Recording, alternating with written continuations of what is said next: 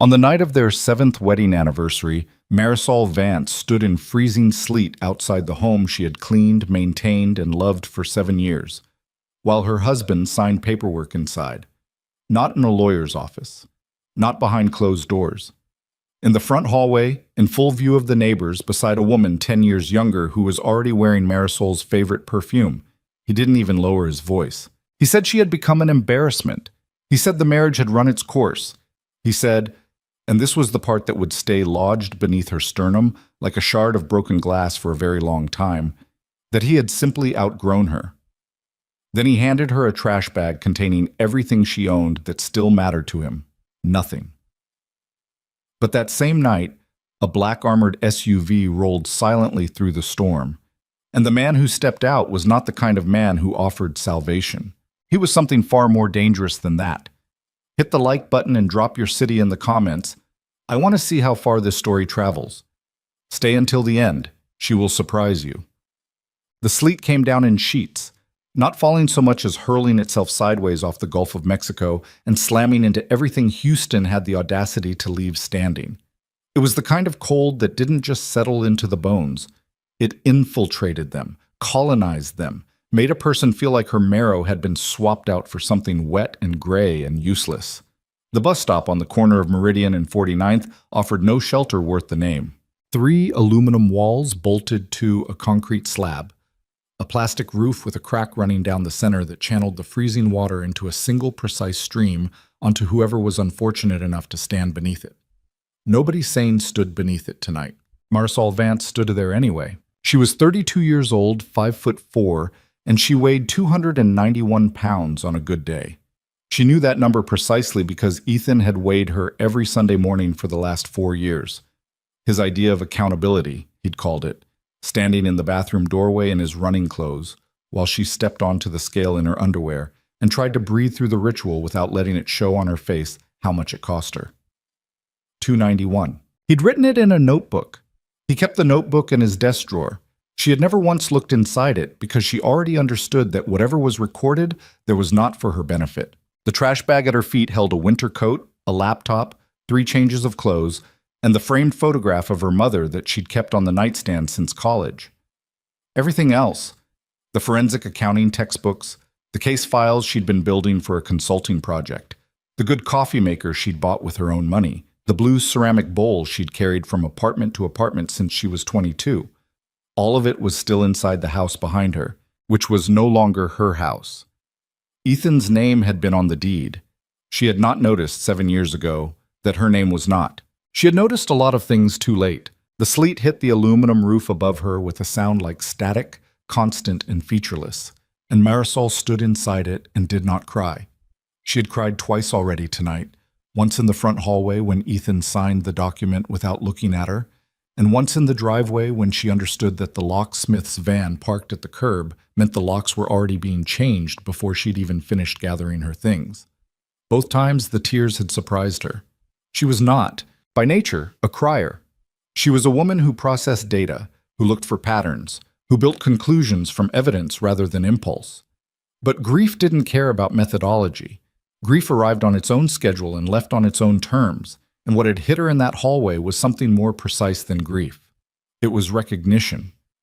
The understanding that what she had believed to be a life had been, for quite some time, a performance staged entirely for someone else's convenience. She pulled the trash bag closer to her body and tried to remember whether the number 12 bus ran past midnight on a Thursday. She didn't think it did. Her phone had 12% battery. She had not called anyone because there was, she realized now with a clarity that felt almost academic, no one obvious to call. Her mother had died 4 years ago. She had a sister in Phoenix who she spoke to twice a year on birthdays, a relationship that had curdled long before their mother's death and never recovered. Her friends, the ones she'd had before marrying Ethan, had drifted away in the incremental, almost geological way that happened when one person in a marriage systematically made the other feel foolish for maintaining outside relationships. It had not been dramatic. There had been no ultimatums, no obvious cruelty. Ethan had simply made her feel, each time she came home from a dinner with someone, that she'd been slightly embarrassing, that she'd laughed too loudly, revealed too much, taken up too much space. Over years, she had learned to take up less. Over years, the dinners had stopped. She was standing at the freezing dark with 12% battery and nowhere obvious to go. This was the situation. She cataloged it the way she cataloged everything, without editorializing, without flinching, with the flat precision that had made her genuinely exceptional at her work and genuinely isolated everywhere else. The situation was bad. The situation was not unsurvivable. She needed a hotel room for the night, access to her bank account, which was separate from Ethan's. She had at least managed that. And a plan. She was good at plans. Plans were what she had, instead of several other things that most people took for granted. She was reaching for her phone when the SUV appeared. It came from the north end of Meridian, moving slowly, which was wrong. People didn't move slowly in this weather. People hunched over their steering wheels and ran yellow lights and silently cursed the city's drainage infrastructure. This vehicle moved the way something moved when it wasn't concerned about the weather or the time or anything else the weather and the time implied. It was black, not the ordinary black of a rental car or a fleet vehicle, but the matte, light-absorbing black of something that had been customized specifically to avoid drawing attention and had instead become conspicuous by the quality of its invisibility. The windows were tinted beyond the legal limit. The tires were wide and nearly silent on the wet asphalt. The vehicle was armored, though Marisol did not know that yet. She would learn it later.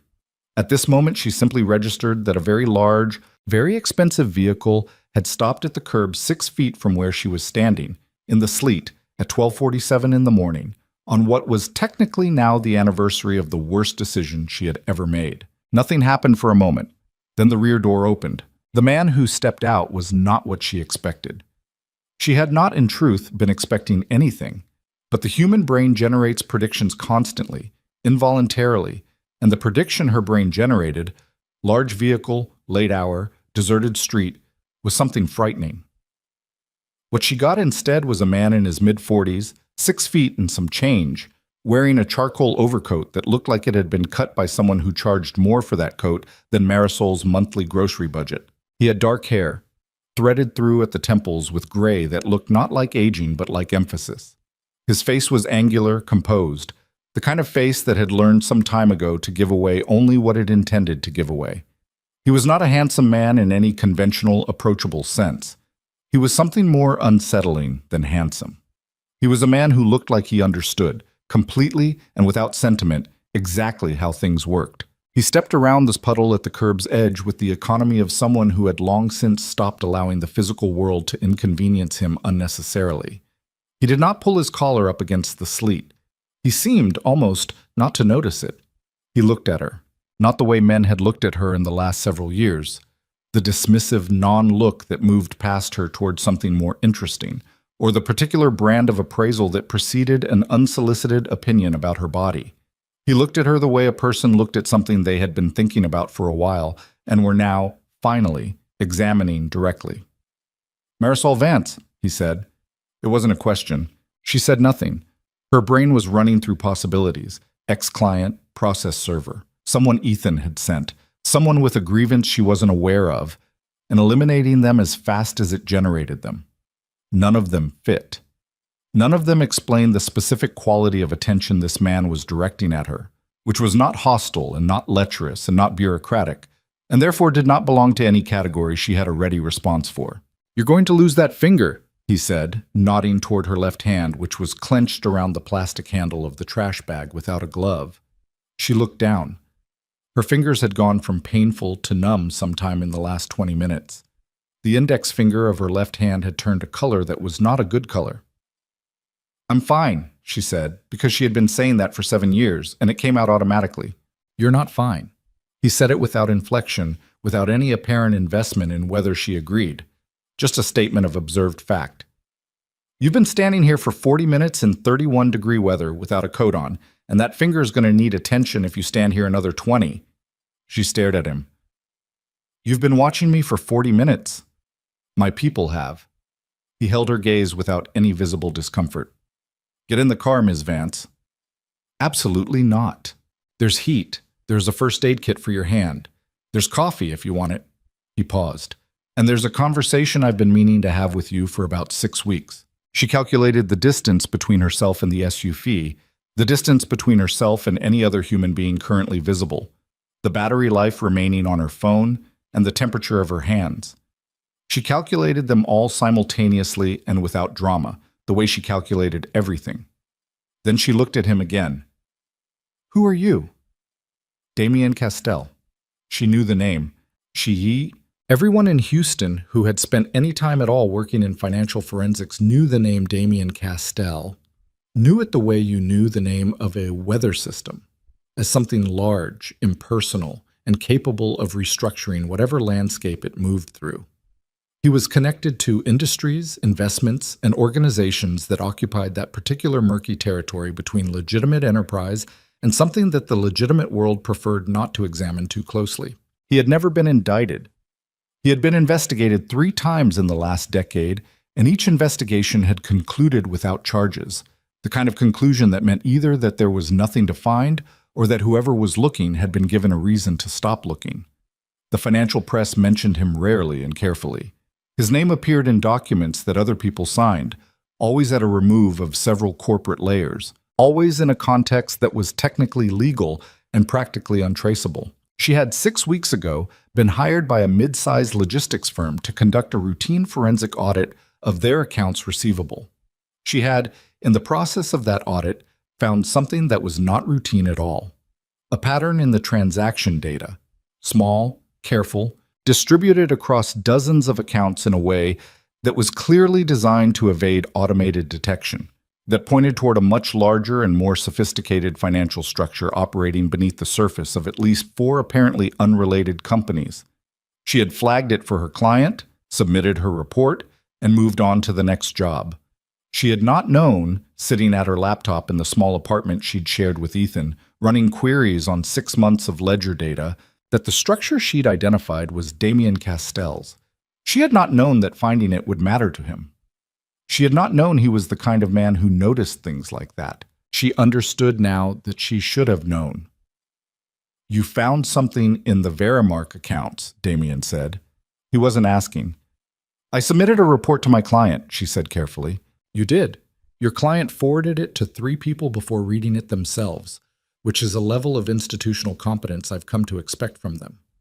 2 of those 3 people work, indirectly, for me." He looked at her without any apparent expectation that this information should be alarming. "The report was impressive, the analysis was accurate, and the methodology you used to identify the pattern is one that my own people had not considered, and, when I asked them to evaluate it retrospectively, could not have replicated." The sleet was hitting the back of her neck now. She had turned at some point to face him more directly, which meant she was no longer sheltered by the aluminum wall. She didn't move back. "What do you want?" "I want the woman who found that pattern working inside my organization rather than outside it." He said it plainly, without sales pitch or elaboration. "I want you in a position where your skills are applied to problems that are actually worth your time, and I want to have that conversation tonight, before someone else makes you an offer based on the report your client is currently circulating to people who do not deserve it." Marisol looked at the trash bag in her hand. She looked at the SUV. She looked at Damien Castell, standing in the sleet in a coat that cost more than her security deposit, watching her with the patient, undramatic attention of a man who was accustomed to waiting for things he had already decided to acquire. "You have terrible timing," she said. "I have precise timing," he said. Get in the car, Ms. Vance." She got in the car. The interior was warm in the deliberate, engineered way of vehicles, built for people who did not accept discomfort as a given. The leather was dark and seamless. There was a partition between the rear compartment and the driver was a large, quiet presence behind it, who had not moved or turned since Marisol settled into the seat. Across from her, Damien sat with the relaxed posture of a man who spent a great deal of time in this vehicle and had long since made peace with it. On the pull-down console between them sat 2 paper cups of coffee, a first aid kit, and a folded wool blanket that Marisol looked at for a moment before picking up and wrapping around her shoulders without commentary. Her hands were shaking. She had not noticed until the warmth started returning to her fingers how badly they were shaking. A man in the front passenger seat, not the driver, another man she hadn't registered until now, turned and handed her one of the coffee cups without being asked. He was younger than Damien, broad-shouldered, with a watchful stillness about him that suggested he had been hired specifically for his ability to occupy space without disturbing it. "That's Marcus," Damien said. "He won't bother you." Marcus did not look offended by this description. Marisol wrapped both hands around the coffee cup and tried to remember whether hypothermia caused cognitive impairment before or after the shaking stopped. She was fairly sure it was after. She was fairly sure her cognition was intact. She was also fairly sure that she had just gotten into a car with one of Houston's most connected and least investigated criminal figures, and that she had done so voluntarily, which said something about the state of her evening. "How did you know I'd be at that bus stop?" she said. "We know where Ethan Mercer lives. We know what happened tonight." He picked up his own coffee. "We've been watching you for 6 weeks, as I said." "That's surveillance." "Yes." "That's illegal." He looked at her over the rim of his cup with an expression that was not quite amusement but was adjacent to it. "Ms. Vance." "Right." She looked out the window. The Houston skyline was doing what it always did, blazing with indifferent commercial light against the dark. "What exactly are you offering?" "A position within my financial operations. Full salary, significantly above market rate. Complete access to the systems and networks you'll be analyzing. Security, housing, and a level of professional autonomy that your previous employment arrangements did not provide." He said it the way someone recited terms they'd already finalized. "In exchange, I need your expertise, your discretion, and your full professional commitment." Marisol turned back from the window. "You're describing a job." "Yes. Working for the criminal organization? Working for a financial organization with diverse operational interests." He held her gaze. "The line between those two descriptions is, in my experience, largely a matter of perspective and regulatory preference." "That's a very smooth way to say yes. It's an accurate description." He set the coffee cup down. "You've spent 6 years working for clients who used your findings to protect their own interests and paid you a fraction of what that protection was worth.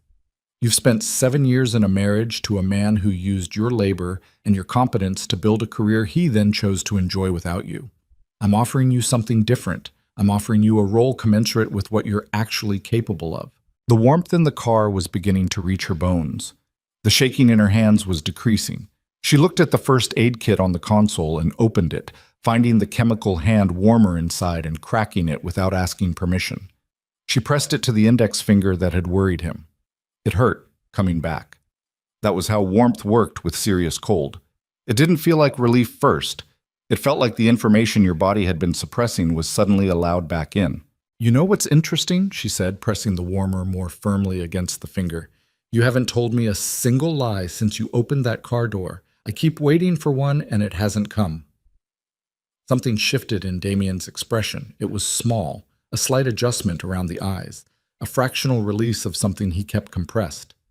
"I find lying inefficient," he said, "in most circumstances." "Most? I'm a practical man, Ms. Vance." She looked at him. Car was moving now, she realized. Had been moving for several minutes, pulling through Houston's late-night streets with that same unhurried authority with which Damien seemed to move through everything. She hadn't noticed when it started. "Where are we going?" "My building, 41st floor. There's a guest suite that hasn't been used in 3 months and a kitchen that's stocked." He met her eyes. "You need somewhere to sleep. In the morning, when you've eaten and slept and had a chance to think with a body temperature above 95 degrees, you can tell me whether you want the position or not. If you don't, Marcus will drive you wherever you need to go. And if I do, then we'll discuss terms." She looked out the window again. The sleet had softened slightly, or perhaps the car's insulation was dampening it. The city slid past in streaks of amber and white. She thought about the forensic trail she'd followed 6 weeks ago, the elegance of it, the sheer architectural sophistication of a financial structure built to be invisible, to distribute and redirect and layer until the source was completely obscured. She had found it. She had found it with a methodology that even Damien's own people, apparently, had not thought to use. She had found it and flagged it and submitted it and moved on, because that was what you did with what you found. You documented it and gave it to someone else and went home and made dinner and didn't think about it again because thinking about it again was not your job. And you had a husband who found extended professional preoccupation to be a form of selfishness. She would think about it now. She would think about all of it now. The position, she said slowly. What specifically would I be doing? Forensic analysis of our financial networks. Identifying vulnerabilities before external parties find them. Auditing the accuracy of reports produced by our internal team. He paused.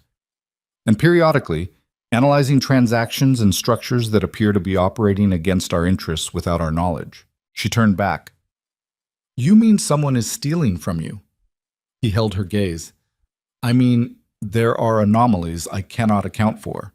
And I have a high tolerance for complexity, Ms. Vance, but a very low tolerance for things operating inside my organization that I cannot see. She thought about that for a moment. The chemical warmer was doing its work against her finger. The coffee was good, dark and serious, not the kind of coffee that made concessions. She thought about the nature of anomalies in financial systems. She thought about the specific pleasure of finding the thing that didn't belong, the thread that pulled, the number that broke the pattern. She thought about sitting across a desk from Ethan while he explained, carefully and with the particular gentleness of someone who had rehearsed the conversation, that her income wasn't what he'd hoped it would be at this stage of their lives, as though her income were a shared project he'd been disappointedly monitoring, as though her work were a service she was failing to provide to his satisfaction. 6 weeks, she said.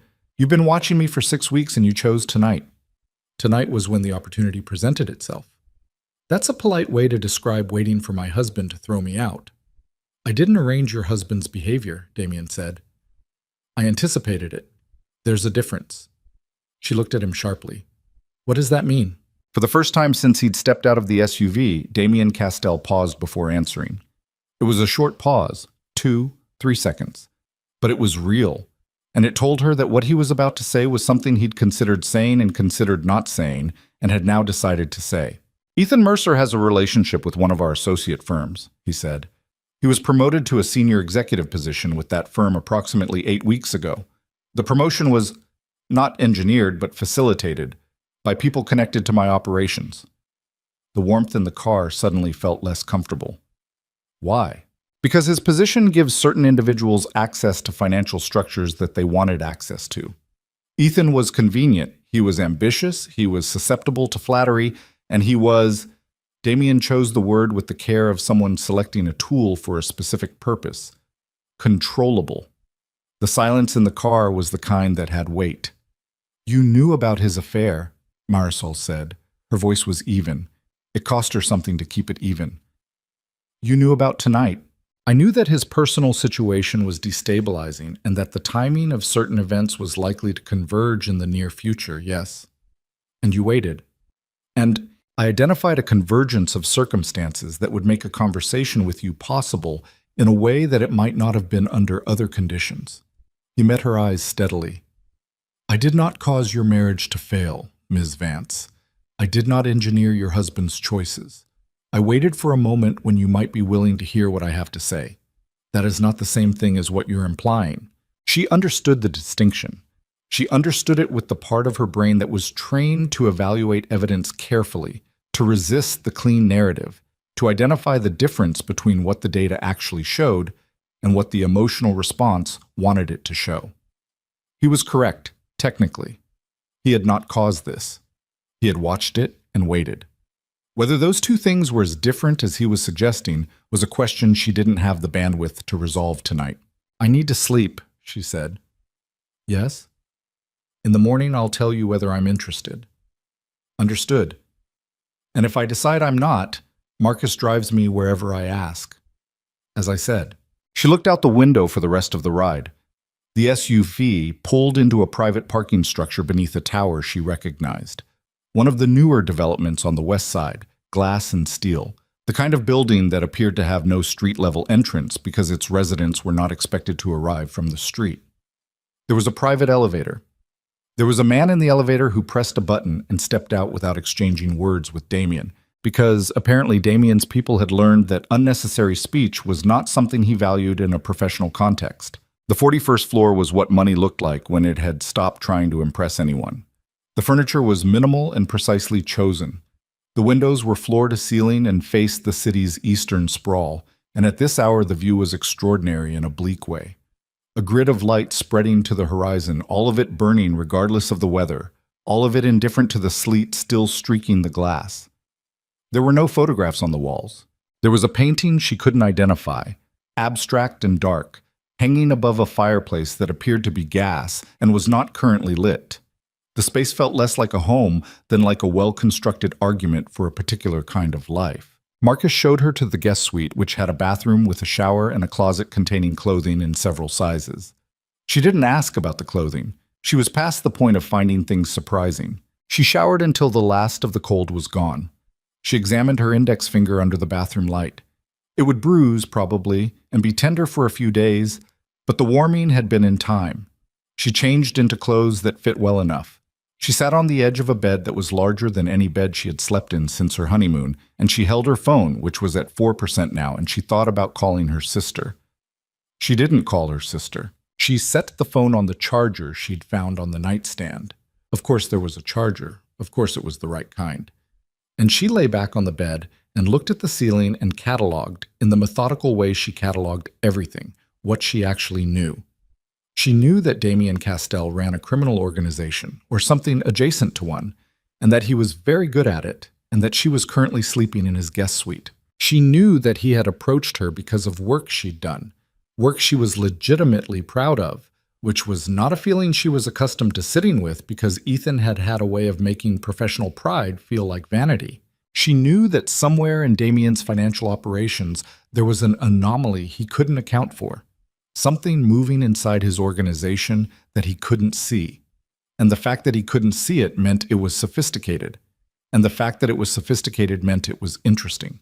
And the fact that it was interesting was, she recognized with something between irritation and resignation already a problem for her, because interesting things were the things she couldn't walk away from, had never been able to walk away from, had spent the better part of her adult life trying to pretend she could walk away from.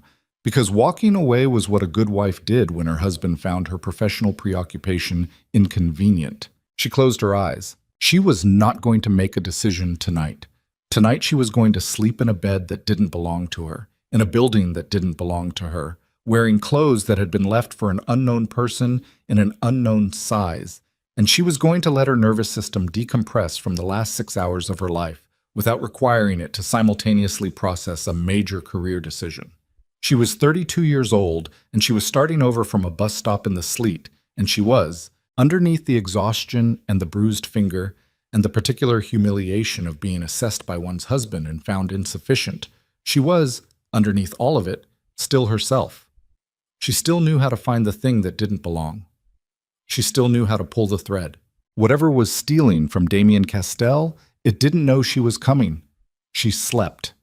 In the morning, Damien was at the kitchen island when she walked in, dressed in different clothes than the night before, reading something on a tablet that he set down when he heard her. There was coffee. There were eggs, already made, warming on the stove. Not made by him, she suspected, but by someone who had come and gone without announcing themselves. She poured coffee and sat across from him. "Yes," she said. He looked at her. "I want to see the anomaly," she said. "Whatever's moving through your books that you can't account for, I want to see it. If I can find it, we talk terms. If I can't—" She picked up her coffee. "I'll know it's not worth my time, and we'll end the conversation there." Something moved through Damien's expression. Not surprise, something closer to recognition. The expression of a man who had predicted an outcome and was now watching it arrive on schedule. "There's an office on the 39th floor," he said. "I'll have Marcus bring you the access credentials after breakfast." She nodded and ate her eggs. They were good eggs. She noticed things like that. It was 3 days later, at 11:47 at night, sitting in the 39th floor office, surrounded by 6 weeks of transaction data spread across 4 monitors, that Marisol found the thread. It was small. It was deliberately, beautifully small.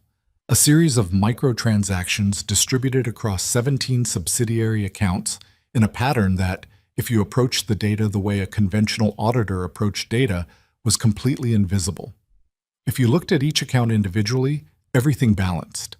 If you looked at the aggregate flow across all 17, everything balanced.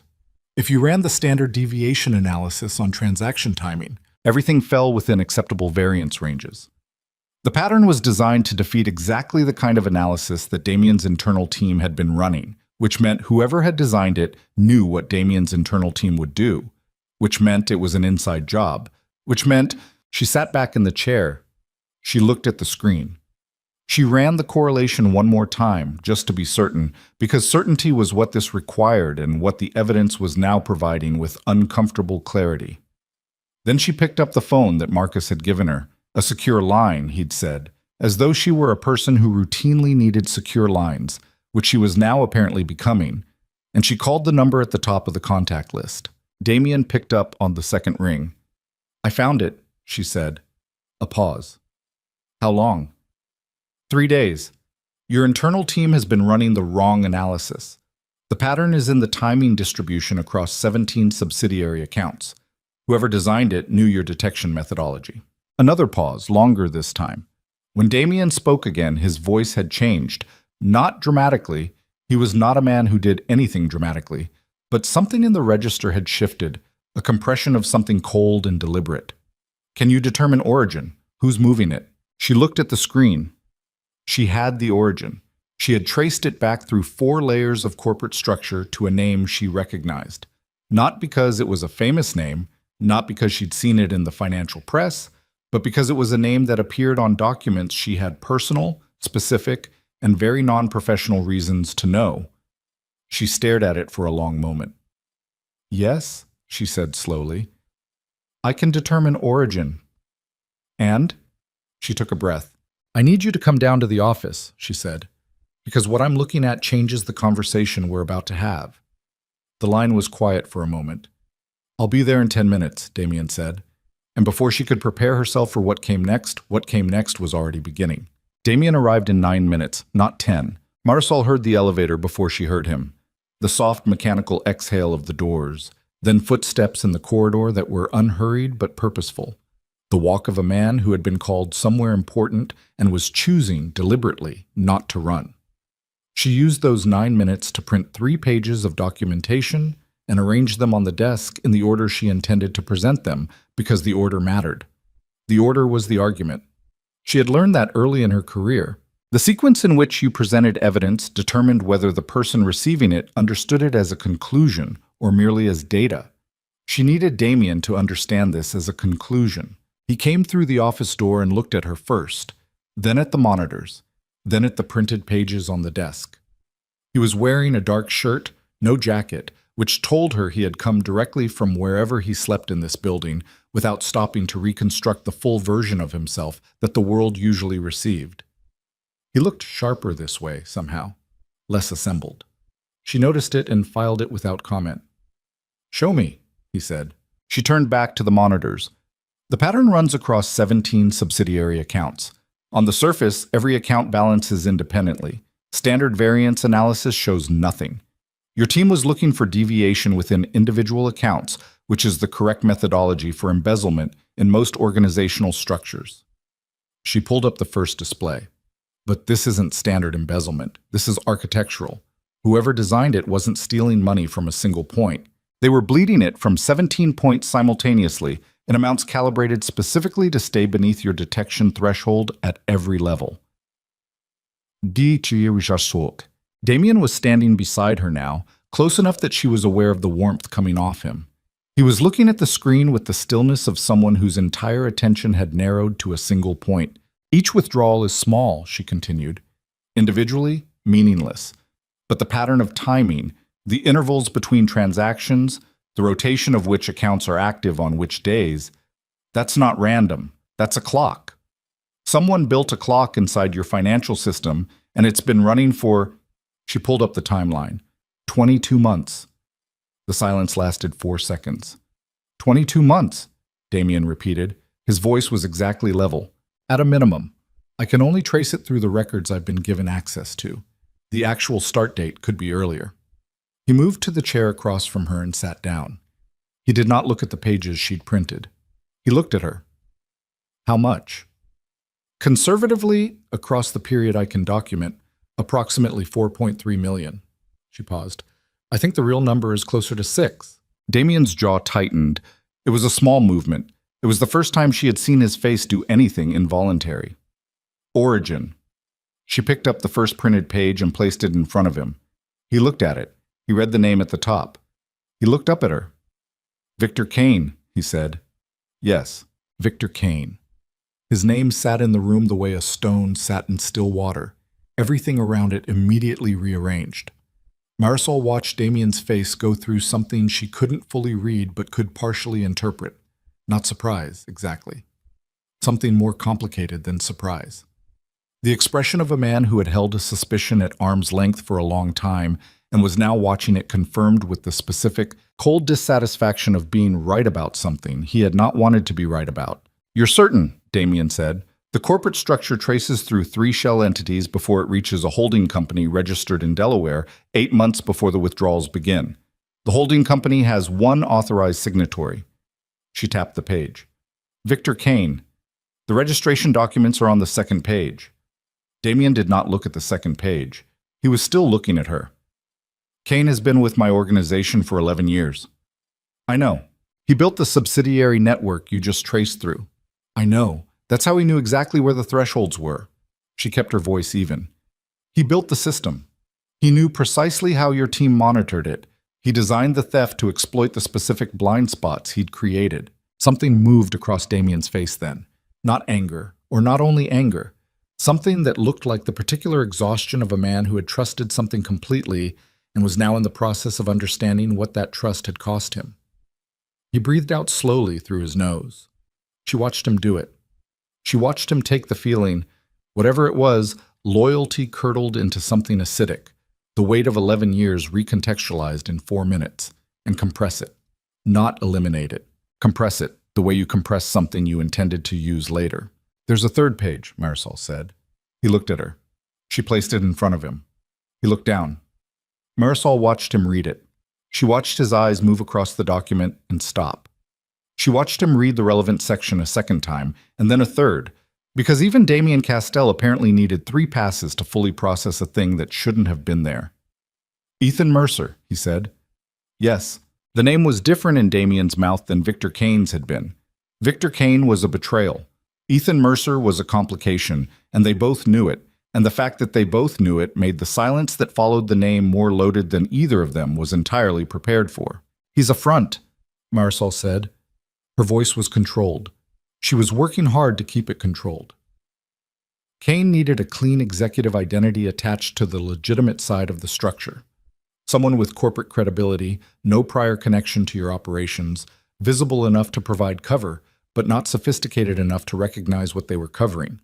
Ethan was promoted to Senior Vice President of Ardent Capital 8 weeks ago. She had to stop for 1 second, just one. Ardent Capital is one of the 3 shell entities in Kane's structure. Ethan doesn't know that.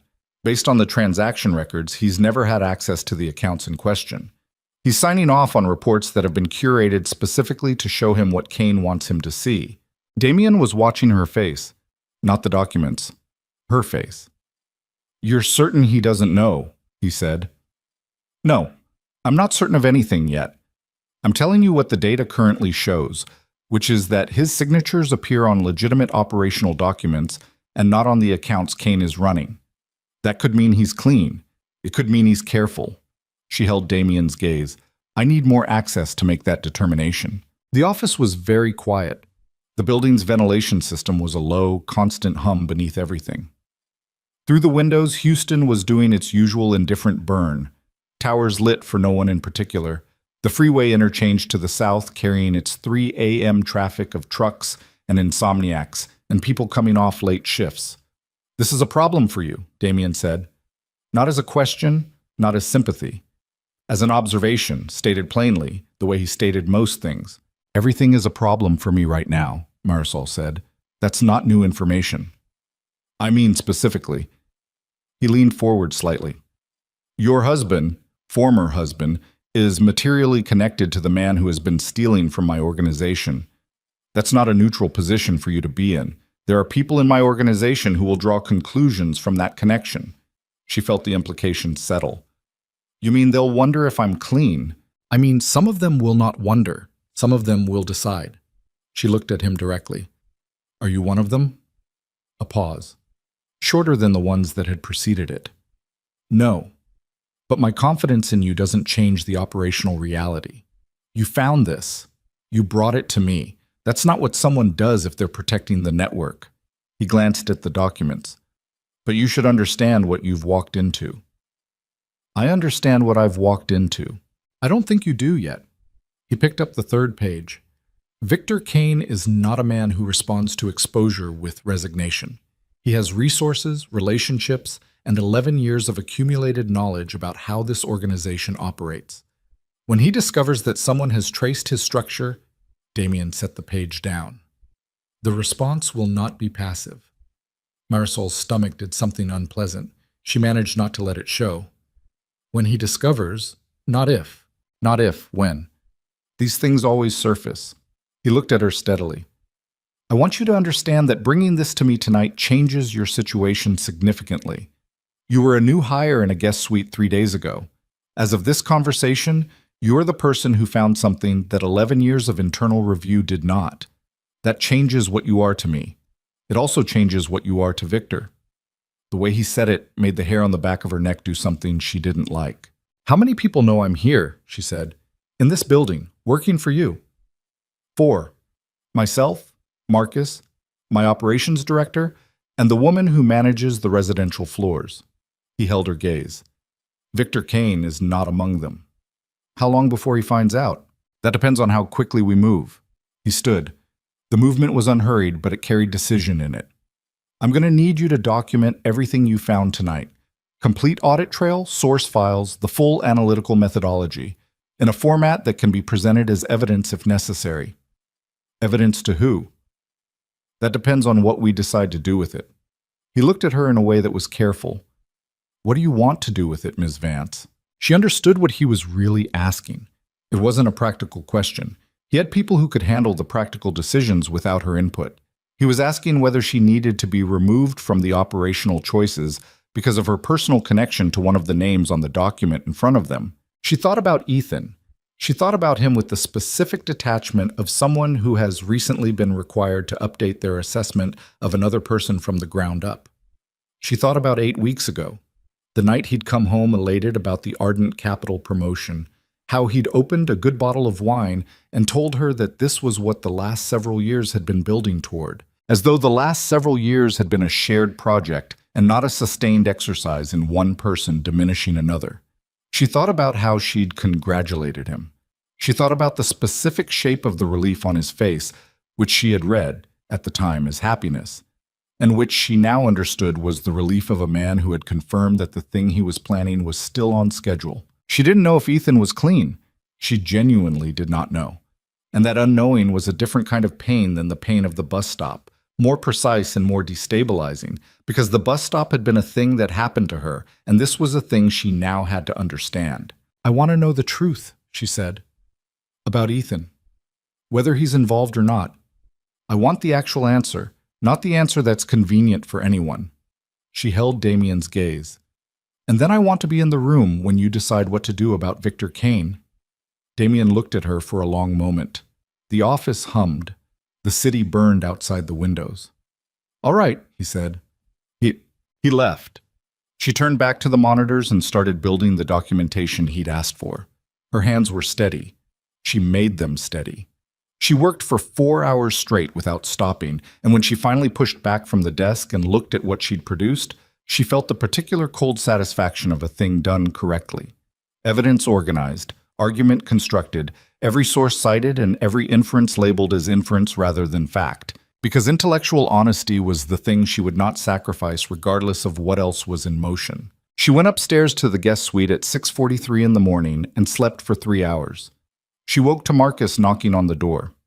Mr. Castell wants you in the conference room, Marcus said through the door. 30 minutes. She was there in 20. The conference room on the 41st floor had the same floor-to-ceiling windows as the rest of the building, but it also had a long table, 8 chairs, and 4 people in those chairs who were not Damien. Damien stood at the head of the table. He was fully assembled this time, the jacket, the controlled expression, the quality of presence that occupied a room differently than other people occupied rooms. He introduced the 4 people efficiently and without elaboration. His operations director, a woman named Carla, who was somewhere in her 50s, and had the contained energy of a person who had been in high-stress environments for so long that stress had become invisible to her. A lawyer whose name Marisol immediately noted and would later look up.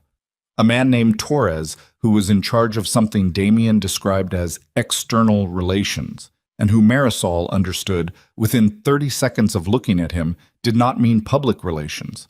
And Marcus, who apparently served multiple functions. None of them looked at her with warmth. Carla looked at her with the careful neutrality of professional assessment. Torres looked at her with something closer to suspicion that he wasn't bothering to disguise. Marcus looked at the wall. Ms. Vance identified the source of the capital irregularities last night, Damien said. He did not frame it as an achievement or a revelation. He stated it as fact, the way the next item in a sequence was stated. The full documentation is being distributed to you now. A tablet in front of each person lit up. I'd like each of you to review it before we discuss next steps. You have 10 minutes. The 10 minutes were quiet except for the sound of people reading. Marisol sat at the far end of the table from Damien and drank the coffee that had been placed in front of her seat and watched the faces of 4 strangers process information that had taken her 3 days and most of her professional capability to produce. She watched Carla's expression go through several things in quick succession and then flatten out.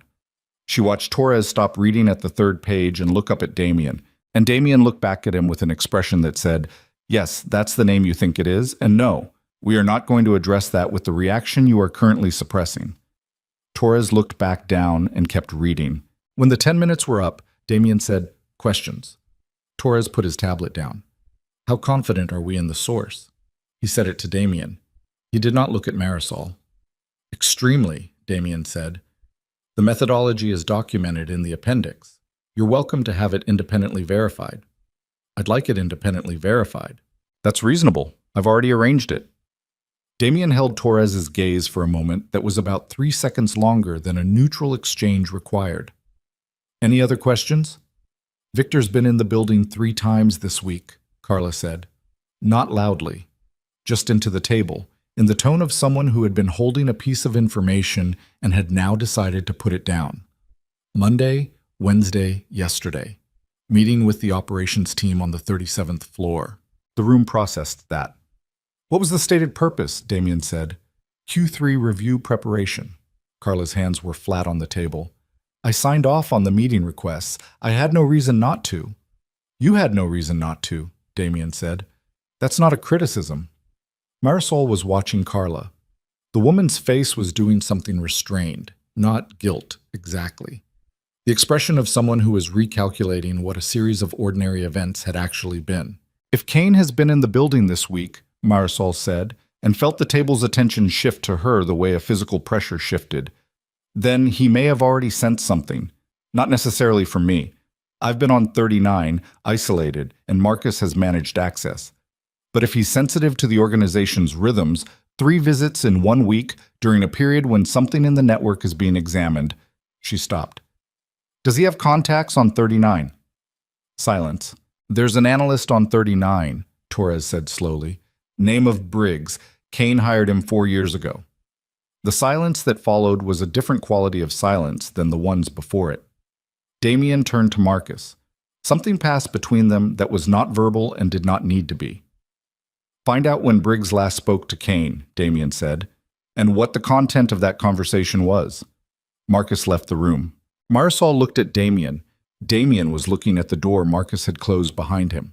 His face was the composed, controlled face she had come to expect from him, but beneath it, in the set of his shoulders and the particular way his right hand had come to rest on the table, flat, still, pressing down very slightly on the surface, she read something that her previous professional experience had not prepared her to read in a person, but that 7 years of living with a controlled, deliberate man had taught her to recognize. He was angry, not the loud kind, the cold, architectural kind that didn't announce itself and didn't diminish and didn't forgive. "Ms. Vance," he said, without looking at her, "I'd like you to go back to 39 and pull every interaction Briggs has had with the Victor Kane accounts over the last 90 days. I'll need expanded access. You have it as of now." She stood. She was almost to the door when Torres said, behind her, "Mr. Castell." The Mercer connection. He paused. I want to be on record that I think the optics of that require careful handling. She stopped walking. She did not turn around. Noted, Damien said. His voice was completely even. Miss Vance, you can go. She went. In the elevator, she stood with her back against the rear wall and breathed carefully through her nose. Torres hadn't said anything that wasn't professionally reasonable. He had said it in a way that was designed to be heard by her, which was a choice, and not a friendly one, but it was professionally reasonable. The optics of that require careful handling. She was the ex-wife of a man connected to the theft. She was new. She was, from Torres's perspective, an unknown variable in an equation that was already producing alarming results. His suspicion was logical. She could not afford to find it personal. She found it personal. She breathed through it. The elevator reached 39. She stepped out and walked to the office and sat down in front of the monitors and pulled up the access panel and typed in the expanded credentials Damien had apparently transmitted to the system in the 30 seconds between her leaving the conference room and her reaching the elevator. She looked at Briggs's activity logs.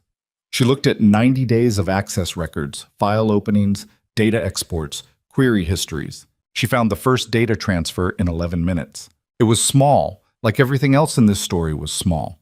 A compressed file, 9 kilobytes, sent from Briggs's workstation to an external drive that had been briefly connected to the system 43 days ago. 9 kilobytes was nothing. 9 kilobytes was a thumbnail image, a short audio file, 3 pages of text. 9 kilobytes was also, potentially, a list of 17 account numbers and the transaction timing pattern that governed them. She sat back. She thought about Victor Kane, who had been in this building 3 times this week. She thought about Briggs, 1 floor below the conference room where Damien's team had just spent an hour discussing the evidence she'd assembled.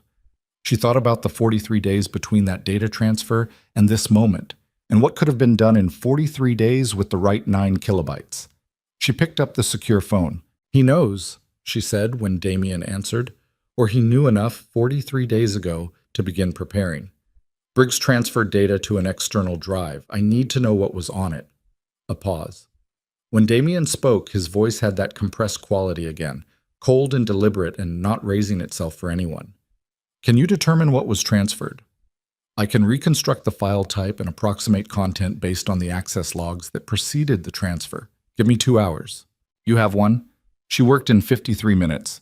What she found was worse than a list of account numbers. The file Briggs had transferred contained query records, specifically the search queries that Damien's internal audit team had been running against the subsidiary network in the 6 weeks before Marisol arrived. Not the accounts themselves. The questions.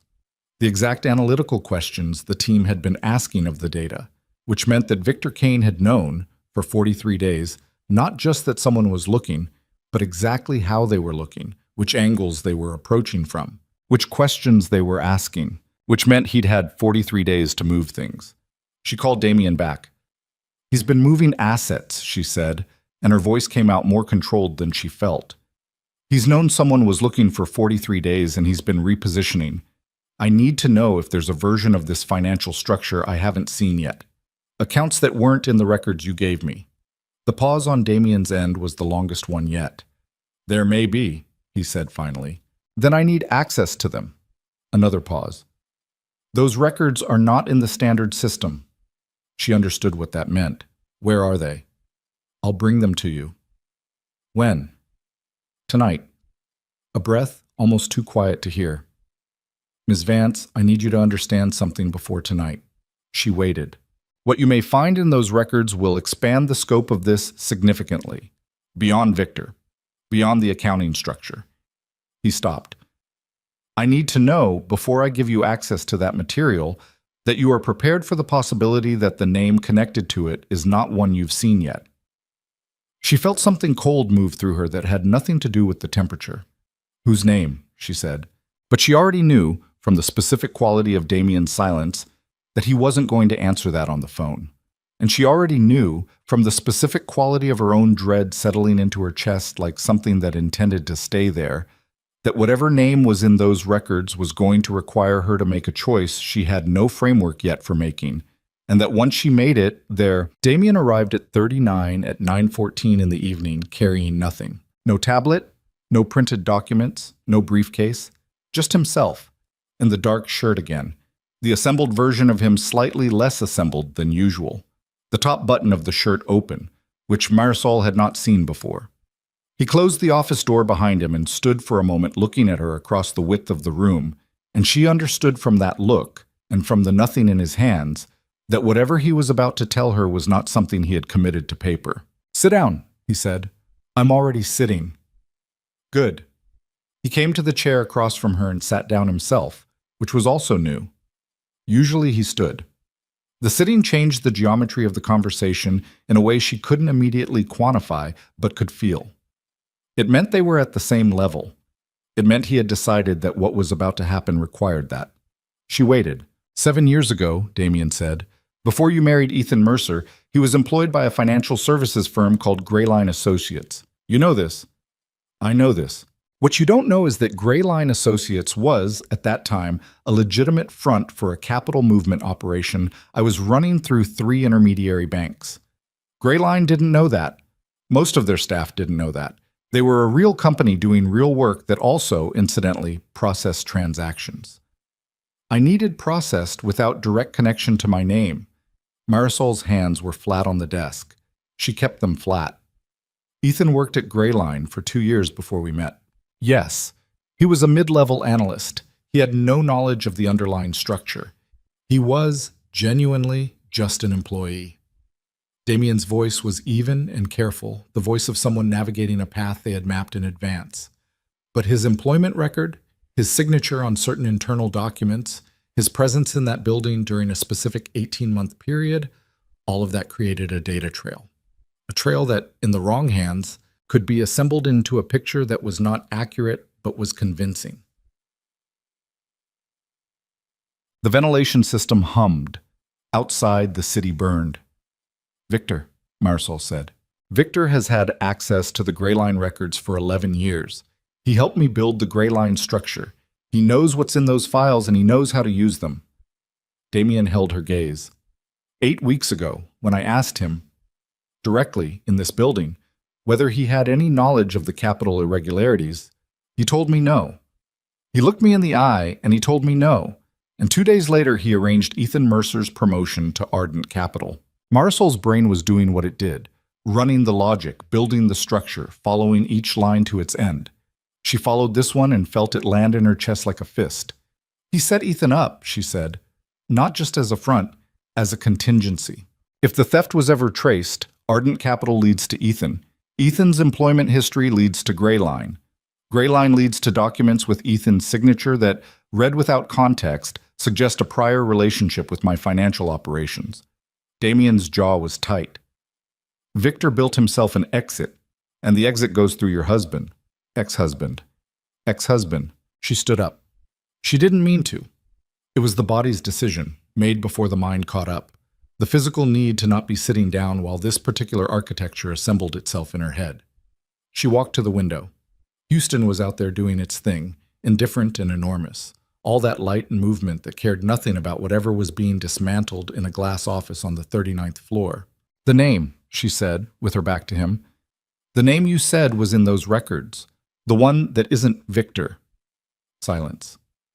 "Tell me." "Marisol." She turned around. He had used her first name precisely twice since she'd known him, and both times had meant the same thing, that what followed was not going to be something she could process with methodology alone. "Whose name?" she said. He reached into his shirt pocket. She hadn't noticed the slight weight there until now, and placed a single folded page on the desk. He didn't push it toward her. He just placed it there and let it be a thing she could choose to pick up. She walked back to the desk. She picked up the page. She unfolded it. It was a transaction record. A single transaction, dated 19 months ago, from a holding account she hadn't seen in any of the records she'd been given access to. The originating account number was formatted differently from the accounts in Victor's network. Different bank, different structure, different country of registration. But the destination account she recognized. It was one of the 17 subsidiary accounts in Victor's system, the one she'd spent 3 days tracing. The authorized signatory on the originating account was not Victor Kane. It was not Ethan Mercer. It was a name she recognized from a different context entirely.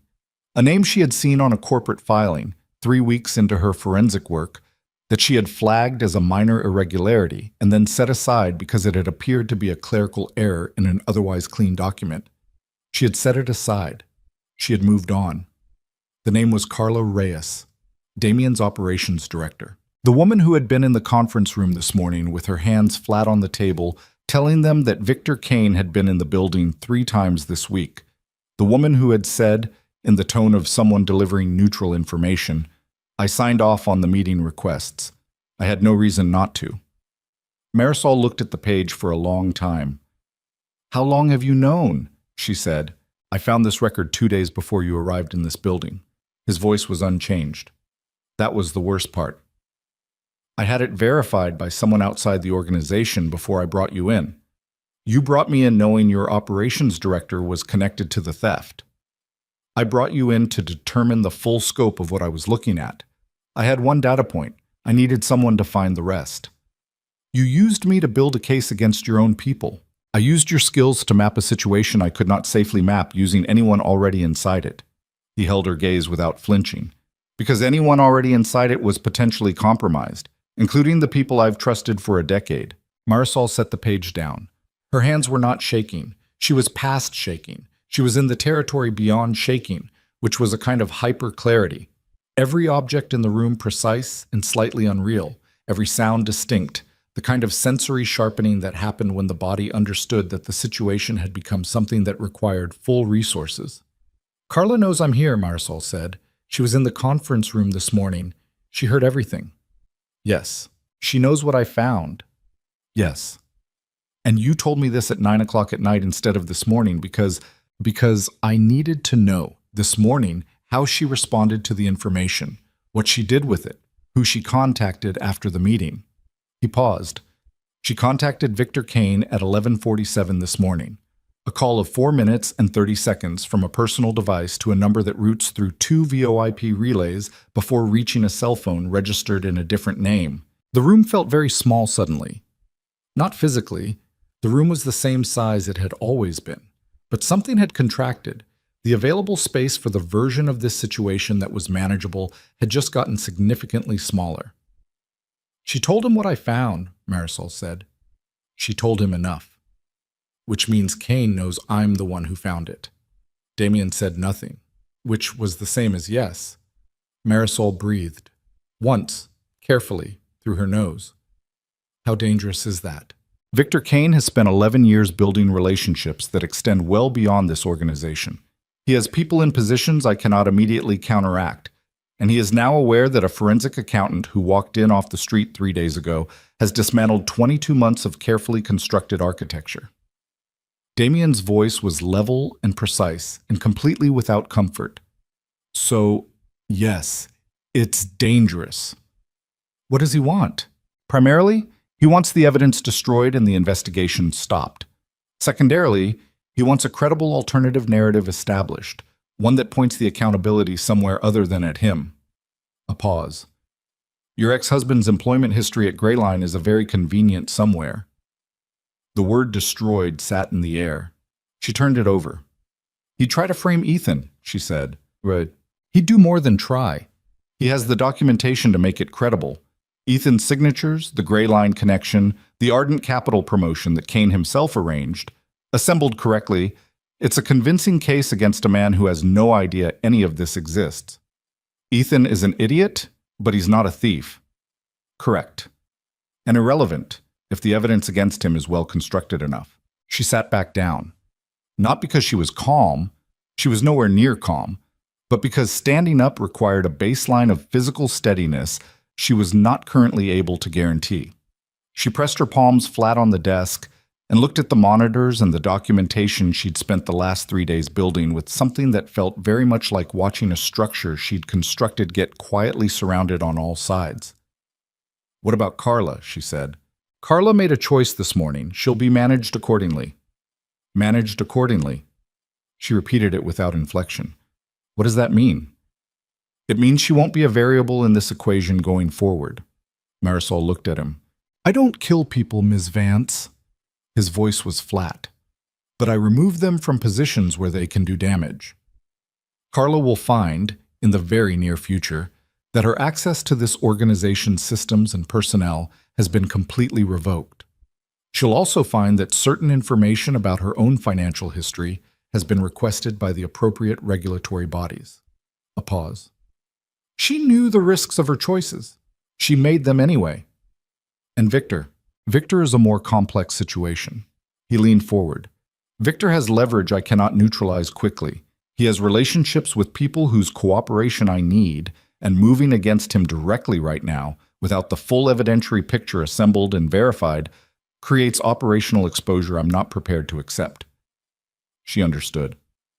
You need the complete case first. I need everything documented, sourced, verified, and in a format that leaves no analytical gaps. And I need it before Victor has time to move the assets he's been repositioning for 43 days into a structure I can't follow. He held her eyes. Which means I need you to finish what you started, faster than we anticipated. How much faster? 48 hours. She almost laughed. She didn't. 48 hours to reconstruct and document a 22-month financial scheme across an unknown number of accounts, with incomplete record access, while the primary subject knows I'm looking. Yes, that's not a reasonable timeline. No, he said, it's not. I'm aware of that. He looked at her steadily. I'm also aware that you came into this building 3 days ago with nothing, and in 72 hours you found something 11 years of internal review missed. So I'm going to ask you to do an unreasonable thing in an unreasonable time frame, and I'm going to give you everything I have to help you do it. She looked at the monitors. She looked at the transaction page with Carla's name on it. She thought about 43 days of asset repositioning and what that looked like in practice. The money moving through structures she hadn't seen yet, being layered and redistributed, being made to disappear into legitimate-looking vehicles that would take months to unravel through conventional channels. She thought about Ethan, who was somewhere in the city tonight, probably in the apartment he'd moved his girlfriend into, completely unaware that someone had built a financial crime around his name and his employment history and his absolute clueless ambition. She thought about something else, too. Something she'd been not thinking about for the last 20 minutes because there hadn't been space for it, but which was now forcing itself into the available space with the insistence of things that were important enough. After this, she said, when it's documented, when Victor is handled, what happens to the evidence about Ethan? Damien looked at her. His gray line employment, his signatures, the narrative Kane built around him. She kept her voice even. It cost her. What happens to it? That depends on what the full documentation shows. And if it shows he's clean, that he's genuinely just a pawn, then the evidence that could be used against him is, for practical purposes, part of an evidentiary package that will be used against Victor Kane instead. He paused. It won't be actionable against Ethan. I need that to be explicit. It will be explicit. His voice was quiet. I understand what you're asking. She nodded once. She turned back to the monitors. Go away, she said. I need to work. He went. She worked. She worked through the night and into the morning with a focus that was the sharpest thing she had ever pointed at a problem in her professional life, because the problem had become personal in the specific way that made focus either impossible or absolute. And for Marisol Vance, it had always been the latter. She pulled financial records. She cross-referenced account structures. She rebuilt the transaction timeline from the outside in, working backwards from the assets that had moved in the last 43 days, tracing them to their sources, mapping the repositioning pattern that Victor had been executing since Briggs's data transfer had told him someone was closing in. It was, even now, even under these conditions, a beautiful structure. She recognized that. The way a person recognized the craft in something that was being used against them. Victor Kane had spent 11 years building a machine that stole money in amounts too small to notice from places too numerous to track, and he had done it with genuine architectural intelligence, and she hated that she could appreciate it at the same time that she was systematically taking it apart. At 4:17 in the morning, she found the account she hadn't known to look for. It was registered in the Cayman Islands, buried inside a corporate structure that connected to Ardent Capital through a chain of 4 holding companies. The account had been opened 26 months ago. 4 months before the first withdrawals from the subsidiary network. It was, she understood immediately, the collection point. The place where everything Victor had been bleeding out of Damien's organization was being aggregated before it was distributed further. It was the heart of the machine, and the account had 2 authorized signatories, Victor Kane, and a second name. A name she had not expected, a name that made her sit back in her chair and press both hands over her mouth and stare at the screen for a long moment, while her brain ran the implications and kept running them, and kept arriving at the same conclusion, no matter which direction she approached from. The second name was Damien Castell. She sat very still. Her first thought was methodological. Verify. Don't react. Verify. She pulled the registration documents. She pulled the signature records. She ran the digital authentication on the signature file, comparing it against Damien's signatures in the documents she'd been given access to over the last 3 days. The access credentials, the internal memos, the authorization records she'd used as reference points throughout her analysis. The signatures matched. She pulled them again. She ran the comparison a second time with different reference samples. The signatures matched. She sat in the office at 4:23 in the morning with documentation on her screen that said Damien Castell had co-signed the account that Victor Kane had been using to steal from Damien Castell's organization, and she tried to construct an innocent explanation for that and could not construct one that held.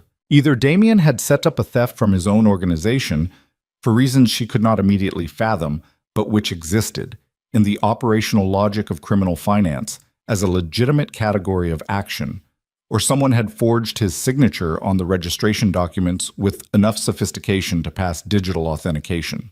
Or Damien had known about this account from the beginning, had known about Victor's operation from the beginning, had brought her in not to stop it, but to document it in a way that could be used for a purpose she had not yet identified. She thought about the specific things he had said to her, the precise framing, not, "I need you to find who's stealing from me, but I need someone who can map a situation I could not safely map using anyone inside it." She thought about the way he had given her information in sequence, controlled sequence, each piece arriving when he decided it should arrive. She thought about the account records she hadn't been given access to initially, the records that required a specific request, a specific conversation, a specific moment of apparent trust before they were handed over. She thought about being at a bus stop in the sleet. She thought about a black armored SUV moving slowly through the storm. She thought about a man who said, "I have precise timing." Her hands came down from her face. She looked at the screen. She looked at the signatures. She looked at the account number and the registration date and the 26 months of deposits that had been flowing through it. And she made herself think, not feel, think, about what a person in her position was supposed to do with this information. She could call Damien. She could put the documentation in front of him and watch his face and try to read whether what she saw there was genuine shock or the performance of it. She could say nothing. She could finish the documentation he'd asked for and leave his own signature out of it and see what happened next, see whether the version of events he was constructing required her to be ignorant of this specific piece. She could walk out of the building right now with everything she'd built saved to the encrypted drive she'd been maintaining since day one, because she was a forensic accountant and maintaining an independent record of her own work was the professional reflex she'd never once suppressed, regardless of who she was working for. She looked at the encrypted drive sitting beside the keyboard. She looked at the account registration with Damien's signature. She looked at the door. And then her secure phone lit up on the desk beside her, and the screen showed a single message from a number she didn't recognize.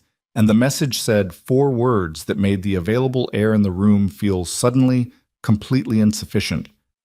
"We need to talk now." Below the message, after a pause of 3 seconds, a second line appeared. It was Victor Kane. And before Marisol could process what it meant that Victor Kane had her secure number, the number Marcus had given her, the number that was supposed to route through layers that made it untraceable. The phone rang. Not a message this time. A call, from the same unregistered number, the screen lighting up in the dark office with that particular urgency that a ringing phone carried at 4:23 in the morning when you were sitting alone with evidence that had just rewritten everything you thought you understood about the situation you were in.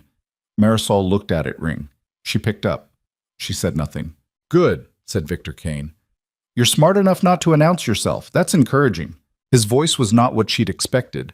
She had built a picture of Victor Kane from documents and transaction records and the specific quality of Damien's anger when his name was said, and the picture she'd built had a particular sound to it, cold, contained, the voice of a man who operated from behind layers. The voice on the phone was warmer than that, almost conversational, the voice of someone who was genuinely comfortable with the moment he was in, which was the most alarming thing about it. "How do you have this number?" she said. "Marcus Reyes is Carla's nephew." A pause, just long enough to let that land. "Did Damien mention that when he assigned Marcus to manage your access?" She said nothing. Her hand on the phone was steady. She made it steady. "I'll take that as a no." Kane's voice carried something that wasn't quite amusement. "Ms. Vance, I know what you found tonight. I know which account you're looking at, and I know that you're currently sitting in that office trying to decide what finding Damien's signature on that registration document actually means." He paused again. "I'd like to offer you a more accurate interpretation than the one Damien will give you when he arrives.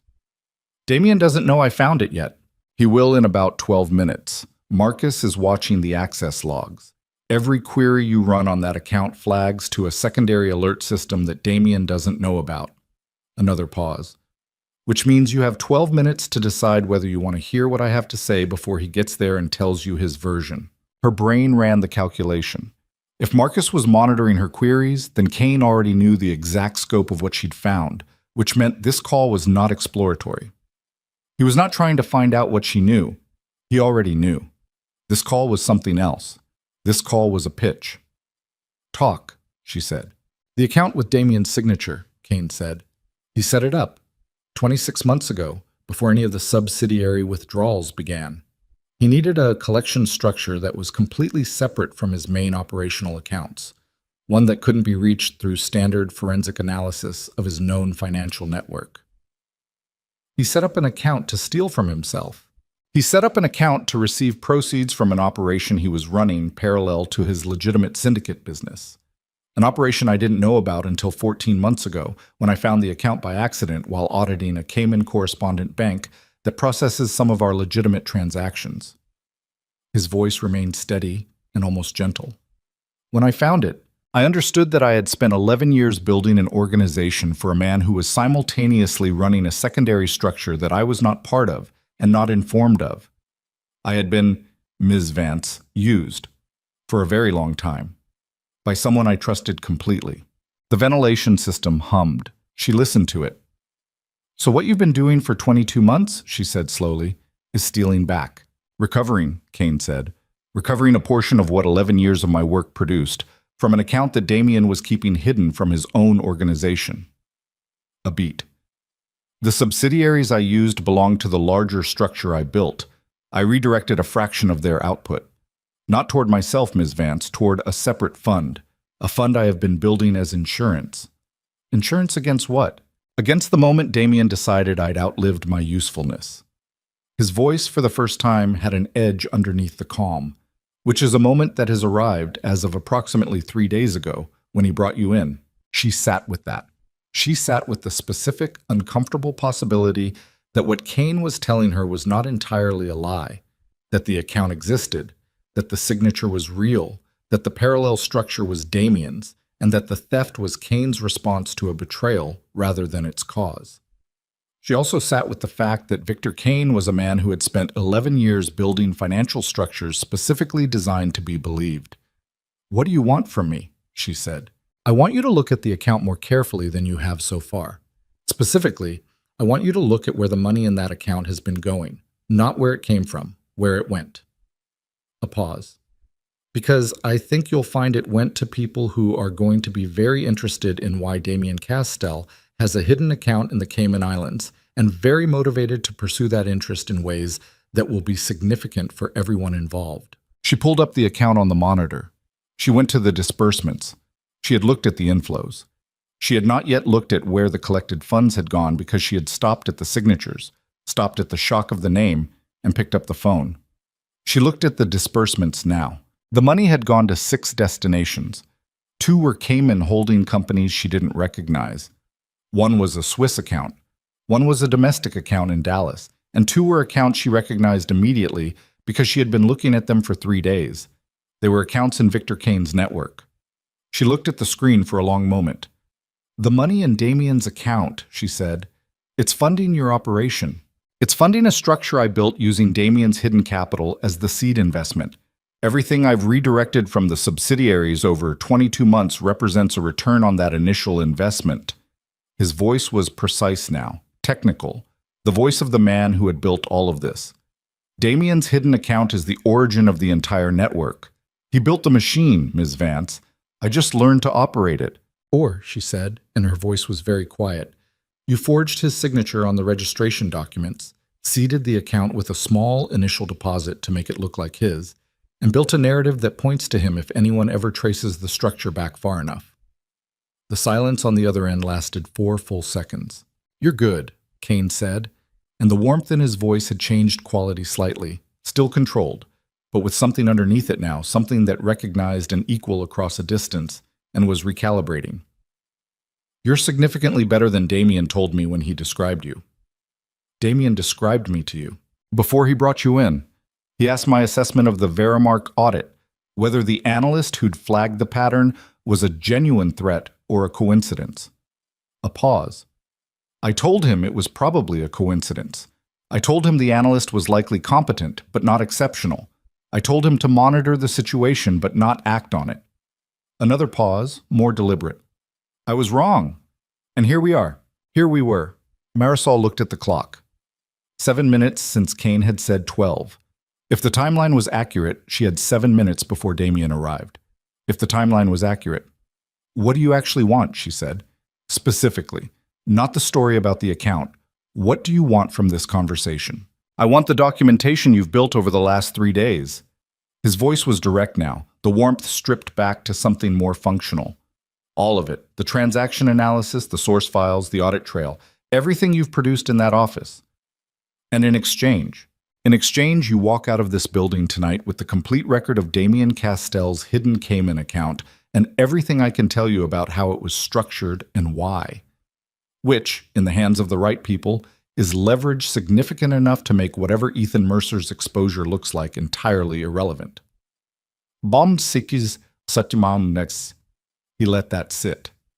"Your ex-husband walks away clean. His name disappears from every document in this structure, and you have information that ensures Damien Castell never comes looking for you." She felt the shape of what he was offering. She felt the specific, targeted intelligence of it. He had identified exactly what she valued most and placed it on the table. Ethan's safety. Her own. An exit from a situation that had become something she'd never agreed to enter. She also felt, underneath that recognition, something harder and colder and more her own than anything Kane was offering. "No," she said. A beat. "Ms. Vance." No. Her voice was steady. "You're offering me safety in exchange for becoming your instrument. Everything I've built gets used for your purposes instead of Damien's. I exit one handler and walk directly into another." She looked at the monitors. "I didn't come into this building to work for anyone's agenda. I came because the work was interesting. And the work is still interesting. And the most interesting thing in it right now is figuring out which of you is lying and proving it with evidence rather than taking either of your words for anything." The silence was longer this time. "He will not protect you," Kane said. The warmth was gone completely. "When this becomes a situation that requires Damien to choose between his organization and your safety, he will choose his organization.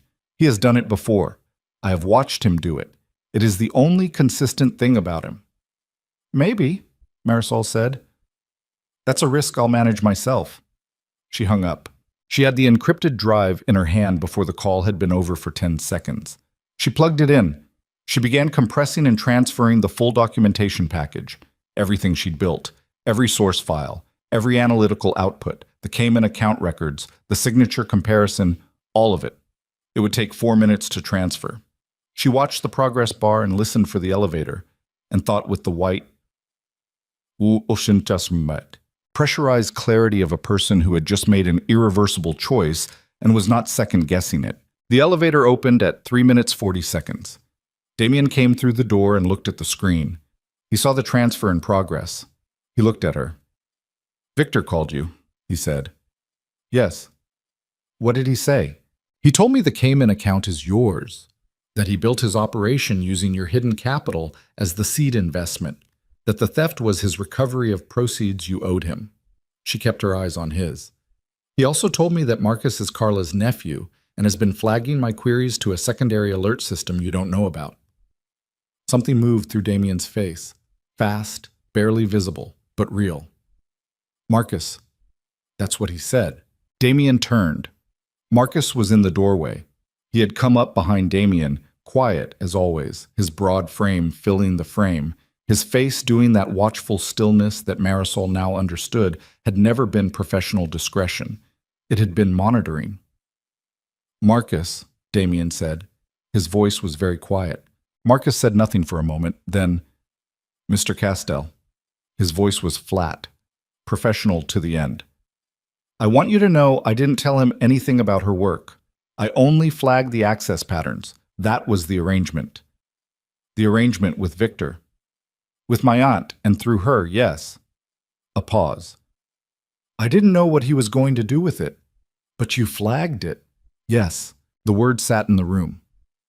Damien looked at Marcus for a long time with the cold architectural anger she had learned to recognize in him, and Marcus looked back without visible expression, and the moment between them was the specific kind of moment that happened when someone decided whether what came next was a conversation or something else.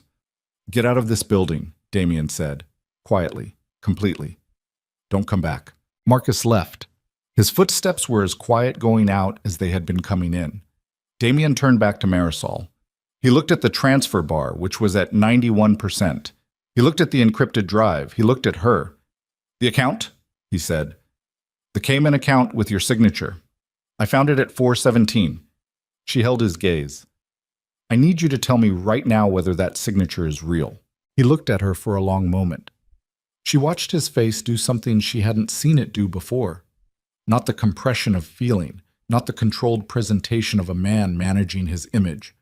Something more fundamental than that. The look of a man deciding whether to trust someone with a thing that could destroy him. It's real, he said. The transfer hit 100%. She pulled the drive and held it. Sit down, she said. He sat. For the second time since she'd known him, Damien Castell sat across from her in a chair at the same level, but this time it wasn't his choice. Start from the beginning, she said. The real beginning. Not the version where you're the victim of an inside job. The actual origin of that account, why it exists, and what it has to do with the money Victor has been moving. He looked at her hands, at the encrypted drive between them on the desk. If I tell you this, he said, you become part of it. I became part of it the night you pulled up to a bus stop in the sleet. Her voice was not raised. It did not need to be. Tell me, he told her. It took 20 minutes. She did not interrupt. She listened the way she listened to everything, without editorializing, without flinching, building the structure as it was presented, filing each component against what she already knew, identifying the places where his account fit the evidence and the places where it required her to accept his word without corroboration. The Cayman account was real. He had set it up 26 months ago as a quarantine structure, a place to hold capital that was being moved out of his main operations in preparation for a significant structural change he had been planning for 18 months. He was in the process, quietly, of legitimate conversion, taking his organization's financial networks and rebuilding them, layer by layer, into something that could operate within regulatory frameworks. The Cayman account was a transition fund. The money in it was not stolen. It was his. Victor had found it 14 months ago. And Victor, rather than confronting Damien, had made a different calculation. He had used knowledge of the account as the blueprint for his own parallel operation, building a theft structure that mirrored Damien's legitimate quarantine structure closely enough that, if anyone ever traced Victor's network, Damien's account would appear to be the source and the model. Victor had not been stealing back. He had been preemptively building a frame, and it had almost worked. He needed you to find the account, Damien said. His voice was tired in a way she hadn't heard before. He needed someone good enough to trace the full network, and then to find the Cayman structure at the end of it, and to conclude, correctly, given the evidence as presented, that I was the architect of my own theft. With that conclusion documented by an independent forensic analyst, he had everything he needed to make me the story. And you needed me to find it first, Marisol said slowly, before he could control what I did with it. Yes. You could have told me about the account when you gave me access to the records. If I had told you about the account, you would have evaluated everything through that frame. I needed you to find it the same way Victor needed you to find it, independently, following the evidence, arriving at the conclusion the evidence pointed to. I needed to know that your conclusion was the genuine analytical output of your methodology and not a product of what I'd told you to look for. She looked at him. You needed to know whether I'd believe you, she said. I needed to know whether the evidence laid out correctly would support the accurate version of events. Not my version. The version that's actually true. He held her gaze. I've been running this organization for 17 years. I know the difference between a man who can be trusted and a man who performs trustworthiness. I did not know 3 days ago which one you were. I know now. The office was quiet. Outside the windows, Houston was beginning its pre-dawn shift. The darkness not lifting yet, but thinning slightly. The city's noise patterns changing from the 3 a.m. variety to the 4:30 variety in ways that were subtle and consistent. Victor is going to move, Marisol said. He knows I have the full documentation. He knows Marcus is burned. He knows Carla is burned. He has nothing left inside this organization, and he knows it. Yes. He'll go to whoever he was planning to go to with the framed version. Regulatory contacts, law enforcement relationships, media. He'll present whatever version of the evidence he has access to and try to initiate something before we can counter it. He has 48 hours at most before his own asset movements become visible to people he doesn't control, Damien said. After that, his credibility as a source becomes compromised by his own exposure. He looked at the drive in her hand, which means we have less than 48 hours to present a complete, accurate, independently verified account of what actually happened to the people who need to see it. Who are the people who need to see it? Damien was quiet for a moment. There's a federal organized crime financial task force that has been building a case against my organization for 3 years. I have been in quiet, unofficial communication with that task force for 14 months. The transition I told you about, the legitimate conversion, that process involves their cooperation. He paused. What they don't yet have is the documentation of Victor's operation. If they receive it, correctly framed, from an independent forensic analyst whose methodology is unimpeachable, it becomes the evidentiary foundation of a case against Victor Kane, not against me. Marisol looked at the encrypted drive. She thought about what she was holding. 3 days of work. The most sophisticated financial analysis she had ever produced. Evidence that pointed, depending entirely on how it was framed and presented, and what supplementary documentation accompanied it, either at Damien Castell or at Victor Kane. She thought about framing. She thought about sequence. She thought about the order in which evidence was presented, determining whether a person understood it as a conclusion or merely as data. She thought about what she was being asked to do, which was not simply find the truth. She had found the truth. She was being asked to construct the presentation of it, to build the argument, to sequence the evidence, to produce the document that would determine, in a federal proceeding, which man this story was about. She thought about standing at a bus stop in the sleet with 12% battery and nowhere to go. She thought about Ethan's name on a registration document she hadn't built and couldn't have stopped. She thought about what it meant to be good at something in a world that had spent a significant amount of energy trying to convince her she wasn't. I'll do it, she said, but I need 3 things. Damien waited.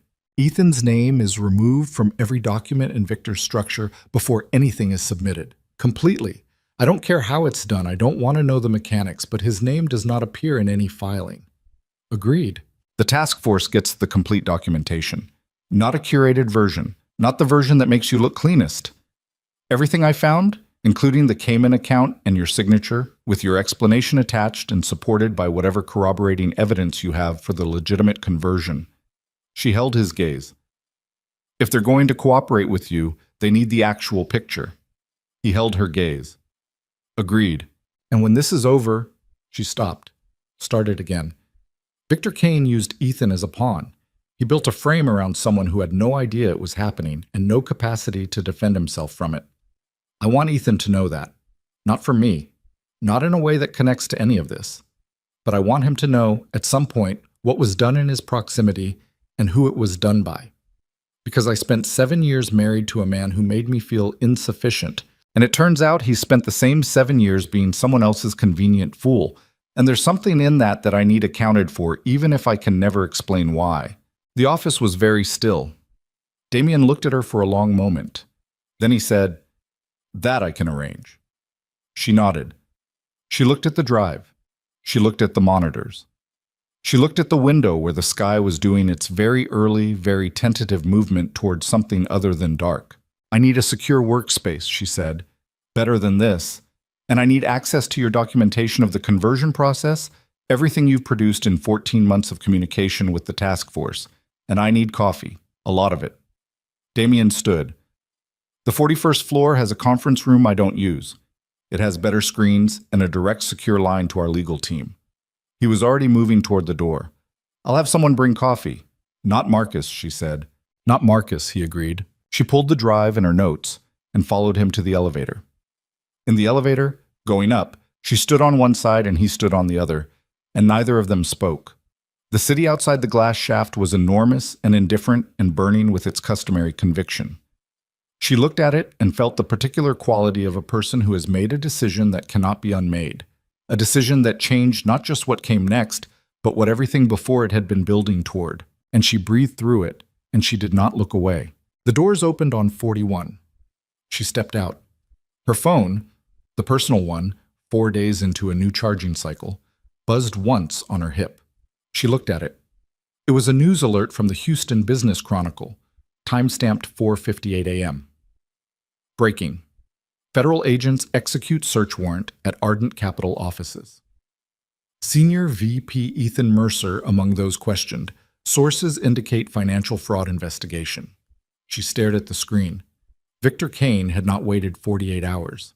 He had moved tonight while she was on the phone with him, while she was building her documentation, while Damien was telling her the real version of events. He had moved simultaneously, submitting whatever he had to whoever he had, setting the frame in motion before she could counter it, knowing she was running against the clock and choosing to. She read the alert twice, not because she hadn't understood it the first time, because the brain, when it received information that was simultaneously expected and catastrophic, needed to run it twice before it accepted the information as real and not as the product of 4:58 in the morning cognitive deterioration. Ethan Mercer among those questioned. The words sat in her chest with the specific weight of a thing she had failed to prevent, not from love, not anymore, but from the simpler and more durable obligation of basic human decency towards someone who had not known what was being built around him. She looked up from the phone. Damien was already on his. He had seen it, or someone had called him. Either way, he was standing 6 feet away with the phone at his ear and his face doing the compressed, cold thing she now knew was not composure, but rather the deliberate suppression of a response that, released, would have been significant. "I need the task force contact," she said. "Right now, tonight, not in 48 hours. He held up one finger, still on the call. She watched him listen, watched his jaw tighten once and release. He lowered the phone.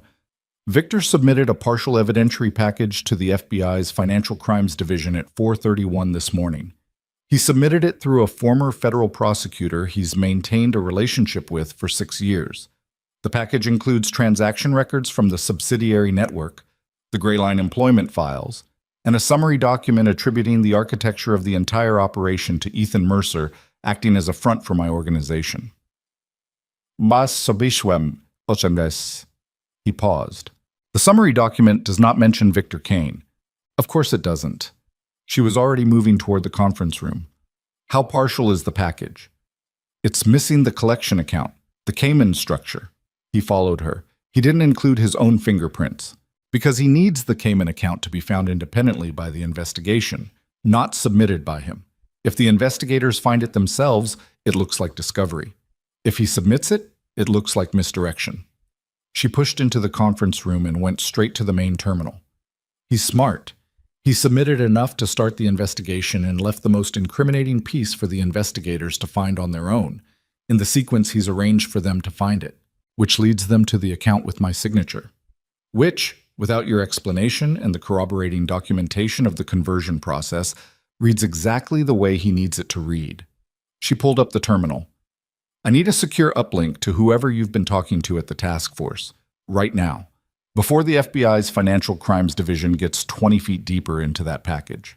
Marisol. He said her name quietly, and she stopped typing and looked at him. He was standing in the doorway of the conference room with an expression she hadn't seen on him before. Not the controlled presentation, not the compressed anger, not the patient authority of a man who was accustomed to having more time than his opponents. Something more exposed than any of those. If we submit to the task force tonight, there is no controlling what comes after. The conversion process becomes official. Everything about my organization's history becomes part of a federal record. It becomes real in a way that it currently isn't. He held her gaze. I need you to understand what you're pushing us toward. I understand what I'm pushing us toward, she said. Do you understand what Victor has already pushed Ethan toward tonight while we were standing here? He was quiet. The man is being questioned by federal agents right now, she said, for something he didn't do that was built around him by someone in your organization, using your organizational history as the material. Her voice was not raised. It was something more controlled than raised, and therefore more pointed. I'm not pushing you toward anything you didn't agree to 14 months ago when you started talking to that task force. I'm pushing you toward doing it tonight instead of at a schedule that's now been made irrelevant by Victor Kane. She turned back to the terminal. Give me the contact. He gave her the contact. The call happened at 5:22 in the morning. It lasted 4 hours and 11 minutes. Marisol spoke for most of it, presenting the documentation in the sequence she had designed, walking the task force's forensic team through the analytical methodology, answering questions that were technical and precise, and delivered by people on the other end who were good at their jobs and were now engaged with something that was clearly better constructed than what they had received from Victor's submission 4 hours earlier. Damien spoke for 22 minutes of the 4 hours. He spoke about the Cayman account, the conversion process, the 14 months of communication with the task force's leadership. He spoke with the precise, unembellished directness of a man who had decided to stop managing the distance between himself and a consequence, and was now walking toward it at his own pace, on his own terms. She listened to him do it and filed it alongside everything else she had filed about him over the past 4 days. The bus stop, the coffee, the 11 minutes, the way he said her name when what followed mattered. At 9:43 in the morning, the task force's senior director told them to stand by and put them on hold for 18 minutes. When she came back, she said that a coordinated response was being prepared and that the documentation Marisol had submitted was being independently verified by their own forensic team against the records already in federal custody. She said that Ethan Mercer had been released from questioning at 8:15 and that his legal status was, at this point in the investigation, not the primary focus. Marisol closed her eyes for 3 seconds. She opened them and kept working. Victor Kane was arrested at 11:57 in the morning. She did not learn this immediately. She learned it at 2 in the afternoon when Damien came into the conference room where she had been working continuously for 9 hours and set a cup of coffee on the desk beside her without announcing himself and said quietly, "It's done." She looked up. "He was taken at his home," Damien said. "Coordinated warrant. The task force, the FBI Financial Crimes Division, and 2 additional agencies I was not previously aware were involved in the investigation." He sat down in the chair across from her. He sat the way he had sat across from her in the 39th floor office. Same level, deliberate, chosen. The Cayman account is frozen. His external assets are frozen. The former federal prosecutor who submitted his package this morning has been contacted by his own former colleagues. He picked up his own coffee. Victor Kane has no remaining operational capacity. Marisol looked at her hands. They were tired. Her hands were tired in the specific, deep way that hands got when they had been moving precisely for too long. The tendons tight, the fingers slightly stiff, the joints aware of themselves in a way they usually weren't. "Carla," she said, "referred to the relevant regulatory bodies 3 hours ago. She won't face criminal charges if she cooperates with the investigation, which her attorney has already indicated she will." He paused. "She's not a violent person. She's a person who made a choice for the wrong reasons and compounded it. That's common." "Marcus?" "Gone." I meant what I said. A pause. He flagged access logs. He didn't submit evidence or participate in the construction of the frame. His culpability is real, but it's limited. He'll have to live with what limited means in practice, which is its own consequence. She nodded. Ethan, she said. Damien set his cup down. His name has been removed from the Ardent Capital documentation submitted to federal custody. The task force is aware that his connection to the structure was manufactured. He will receive, in the near future, a quiet communication from the Ardent Capital legal team indicating that his position is being restructured, essentially that his employment is being terminated due to the company's legal situation, with a settlement package that is specific enough to suggest someone wanted him out without noise. He won't understand why. No, but he'll be clean, legally, professionally, entirely. He held her gaze. You asked for that.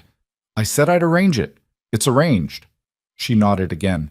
Outside the conference room windows, Houston was doing its afternoon thing. The sun at its aggressive Gulf Coast angle, the skyline hard-edged and indifferent, the freeway interchange trailing its constant procession of vehicles, going from one place to another with the conviction that the place they were going mattered. She had looked at that skyline from this building for 4 days now, and it had looked different each time, not because the skyline had changed, but because the person looking at it had. She thought about the third thing she had asked for, Ethan knowing at some point what had been done in his proximity. She looked at Damien. The third thing, she said.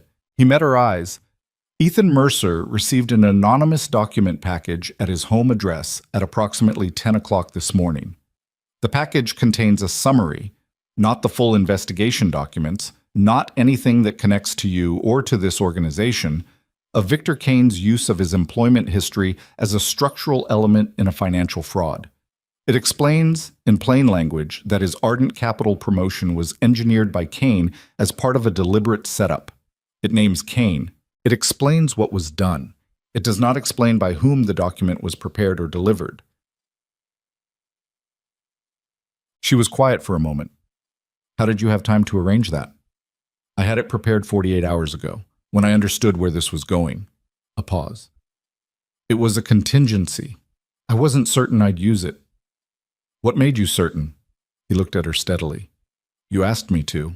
She turned back to the window. She sat with that for a moment.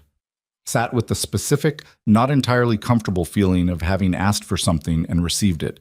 Not as a gift, not as a transaction, but as the natural consequence of having been heard by someone who had listened with the specific quality of attention that she had spent 7 years being unable to locate in her own home. What happens now, she said, to your organization? The conversion. The process continues. With the task force's formal cooperation rather than informal communication, which accelerates certain components and complicates others.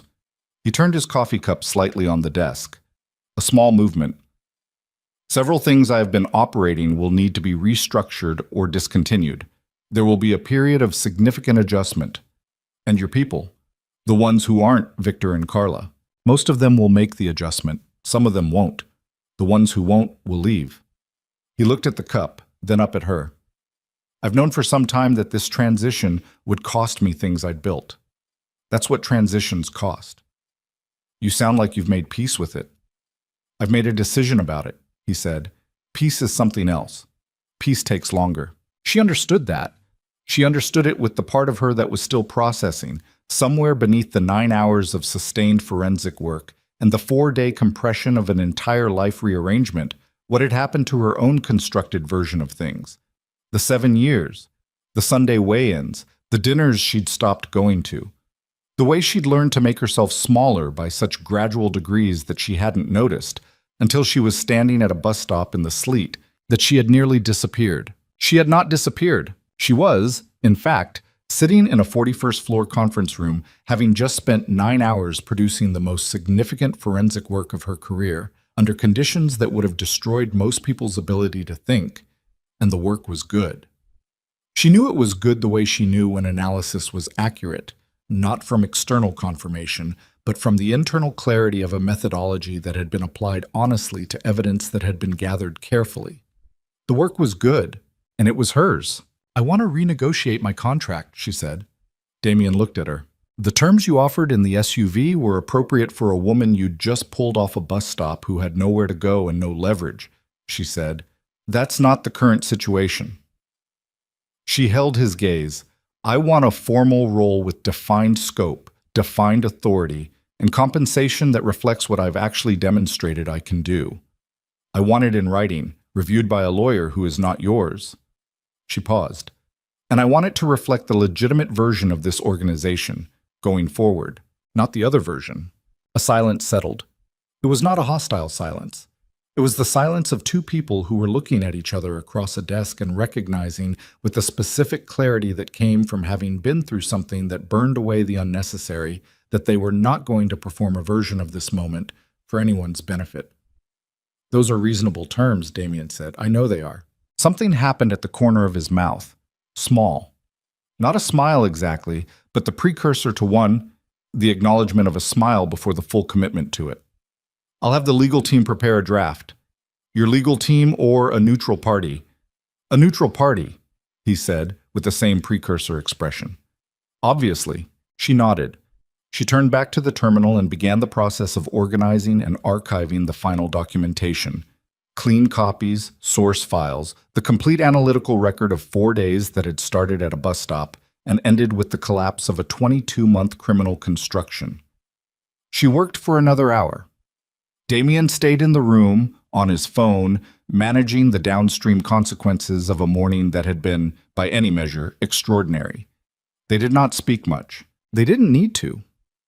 The room had the quality of a space occupied by two people who had been through something together, and were now separately processing the aftermath with the other person's presence as a baseline rather than an intrusion. At 4 p.m, she stopped. Not because the work was unfinished. The work was finished. She stopped because her body had been awake for 32 hours and was beginning to present its case for rest with increasing insistence, and because there was a limit, even for her, to what precision could be maintained past a certain threshold of physical depletion. She saved everything. She closed the terminal. She sat for a moment with her hands in her lap and looked at the window. 3 weeks passed. They passed the way weeks passed after significant events. Not quickly, not slowly, but with a texture that was different from ordinary time, more granular somehow, each day more individually distinct than the days that had preceded the event. She was aware of herself moving through those 3 weeks in a way she had not been aware of herself in the years prior. Aware of her own decisions, aware of her own appetite for the work, which had not diminished but had changed quality. It was no longer the appetite of someone proving something, which was what it had been for most of her professional life. The constant low-level need to demonstrate competence to an audience that had never asked for the demonstration. It was simply the appetite of someone who liked the work. The contract was signed on a Thursday. The neutral lawyer, a woman Marisol had found independently, who specialized in financial sector employment agreements and had no prior relationship with Damien or his organization, reviewed 3 drafts before Marisol was satisfied with the language. The compensation figure was 40% higher than the initial offer from the SUV. The scope of authority was broader. The legitimacy clause, as she had privately named it, occupied half a page and was specific enough to be enforceable and general enough to accommodate the organizational changes that were still in process. She signed it with the pen the lawyer offered her and felt the specific gravity of a signature, the way a name on a document changed the relationship between a person and a situation from theoretical to actual. Victor Kane's legal proceedings moved at the pace that federal proceedings moved, which was measured in months rather than days. She was deposed twice.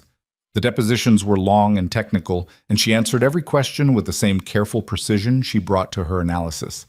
The analytical methodology described step by step the evidence chain documented from origin to conclusion. The distinction between what the data showed and what she had inferred from it maintained with the rigor of someone who understood that the difference between those two things was, in a legal proceeding, everything.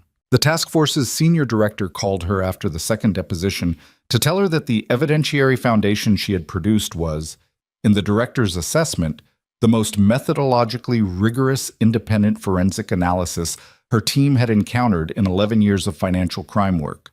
She said it without particular warmth. It was a professional assessment delivered in the tone of a professional assessment. But it landed in Marisol's chest, with a weight that was disproportionate to the brevity of the sentence. She said thank you. She meant it.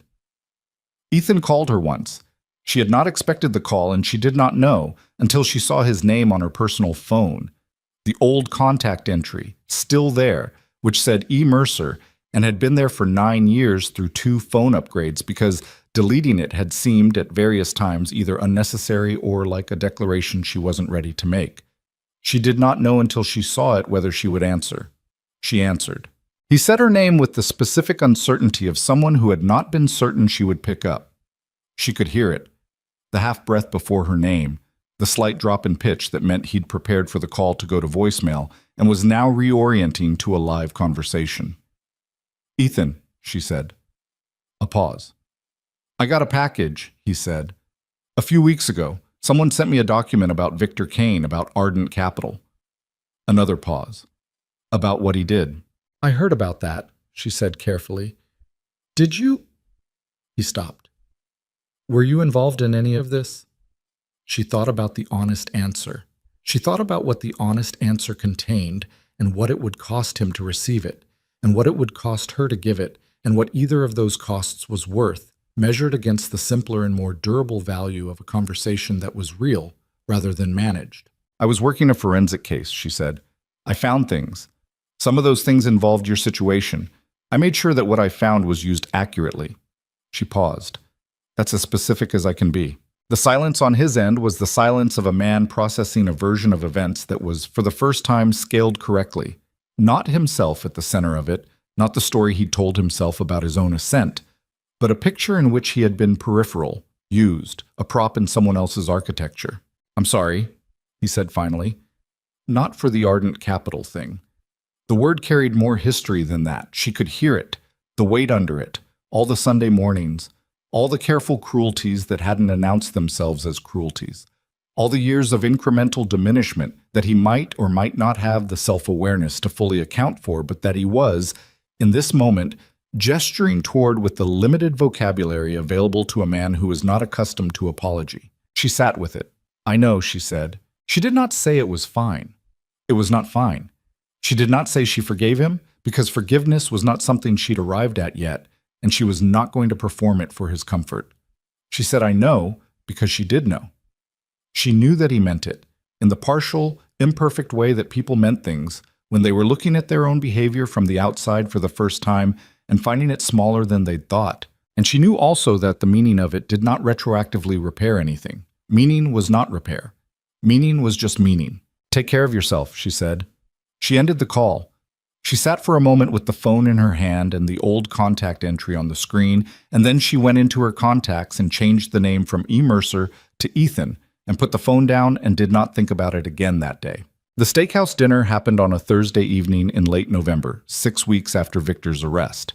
It was not planned as a confrontation. It was planned as a business dinner. Damien's organization hosting a group of Houston commercial real estate executives as part of the ongoing, quiet, methodical process of building legitimate relationships in legitimate industries. The reservation was under a corporate name. The guest list was business. The venue was the kind of place that required reservations 6 weeks in advance and had a wine list that occupied its own bound volume. She hadn't been planning to attend. It was Damien's dinner, his meeting, his landscape to navigate. She was a forensic analyst, not a socialite, and her presence at a business dinner for commercial real estate executives served no obvious function. Damien had mentioned it once, 2 days before, in the way he mentioned things, direct, unelaborated, leaving the decision structurally open while being personally clear about his preference. She had said she'd think about it. She had thought about it and decided to go, and she had not examined that decision too carefully because she understood that some decisions were better left unexamined. She wore a dress she had bought herself, with her own money, in a store she had chosen based entirely on her own taste. It was a deep burgundy that she would not have worn 7 years ago, or 5 years ago, or 2 years ago, because Ethan had a way of suggesting, without ever stating directly, that strong colors on her were a mistake, too much somehow, too insistent, drawing attention she hadn't earned. She wore it anyway. She had been wearing strong colors for 3 weeks. It was a small rebellion, but it was hers. She arrived at the restaurant at 7:45, 15 minutes after the dinner had started. She had timed this. Walking into a room that was already assembled was a choice she was making deliberately. Not to make an entrance, but to walk in as herself rather than as someone who had been waiting. The room was full. 60, 70 people in the main dining area, the kind of crowd that generated its own low roar of conversation and the particular warm light of a space designed to make its occupants feel consequential. She was shown to the table and she walked through the room, and she was aware of herself doing it. Not the anxious awareness of someone counting the looks, but the cleaner awareness of a person who had recently recalibrated her relationship with the space she occupied. She occupied space now. She did it without apology and without announcement. Damien saw her before she reached the table. She watched him register her arrival. Not dramatically, not with the overt attention that would have made it performative, but with the small specific adjustment of a man whose baseline changed when a particular thing entered the room. He stood as she approached, which he did not do for anyone else at the table, and the people around him noticed this and recalibrated their assessment of who she was accordingly. She sat down. He introduced her to the people at the table with her full name and her title, Chief Forensic Analyst, which was what the contract said, which she had not softened into something more modest because the title was accurate, and accuracy was the thing she had decided to stop apologizing for. The dinner proceeded. She ate. She talked about things that were interesting. There were people at the table who knew things she didn't know, and she asked them about those things with the direct curiosity that she had once suppressed as aggressive and now recognized simply as herself. She drank one glass of wine and switched to water. She did not perform. She did not manage herself for anyone's comfort. At 9:30, while the table was moving toward dessert and the conversation had fragmented into smaller side discussions, the man 2 seats down from Damien said her name with a slight frown that preceded a question. A real question, she could tell from the frown, not the social pretense of one. He was asking about a financial analysis technique she'd mentioned 20 minutes earlier in a different part of the conversation, and he wanted to understand it, and she explained it. And while she was explaining it, she felt Damien beside her. Not touching her, not intervening, just present in the specific way of someone who was listening not to what was being said, but to the quality of the person saying it. The dinner ended at 10:15. The guests dispersed into the Houston night. The restaurant returned to its ambient condition of wealth and low conversation. Marisol stood at the table while the last exchange of business cards was completed around her. And when the table had cleared, she and Damien were left with the wreckage of dinner for 12 and the comfortable quiet that occupied the room when it no longer had to perform. "Good evening," he said. It was the first thing he had said to her directly since she'd arrived. "Not bad," she said. He almost smiled. That precursor expression again. She had cataloged it over 6 weeks and understood it now as the closest thing he regularly allowed himself to open feeling. Not suppression, but an honest upper limit. The natural ceiling of a man who had spent decades making his interior life nobody else's business. They walked out together. The November air in Houston was cool rather than cold. Nothing like the sleet of 6 weeks ago, just the honest autumn temperature of a city that didn't commit fully to winter until it had to. The valets were bringing cars. The street was illuminated by the restaurant's exterior lighting and the general ambient glow of a city that never fully turned itself off. She stood on the sidewalk and looked at the city and thought about the bus stop on Meridian and 49th, the aluminum walls, the cracked plastic roof, the trash bag at her feet, the 12% battery. The version of herself who had stood there and cataloged the situation without editorializing and arrived at the conclusion that it was bad but not unsurvivable. She had been right. It had not been unsurvivable. But that version of herself, the one who had survived the bus stop through sheer methodological stubbornness, who had gotten into the SUV because the alternative was standing still and freezing, that version felt like a long time ago. Not because the qualities were gone, because they'd been joined by things that the bus stop version hadn't had access to yet. The knowledge of what she could do when she was given the material to work with, the knowledge of what she looked like in a burgundy dress in a room full of consequential people, the knowledge that the thing she had spent 7 years being told was too much, was in fact the exact right size for the life she was apparently now building. "I want to ask you something," she said. Damien, beside her, turned slightly. "The night at the bus stop," she said. "You said you had precise timing." She looked at him. "Did you know that bringing me into this would lead where it led?" the task force, the conversion going formal, all of it. He considered this. She watched him consider it, not the performance of consideration, but the real kind. The kind where a person was actually interrogating their own retrospective account against what they could honestly verify. I knew it was possible, he said. I didn't know it was certain. There's a difference. And if it had gone differently, if I'd taken Victor's offer when he called, or if I'd decided the Cayman account was enough to walk away from, then it would have gone differently. He looked at the street. I don't build plans that depend on other people doing the thing I need them to do. I build plans with room for the person to be themselves.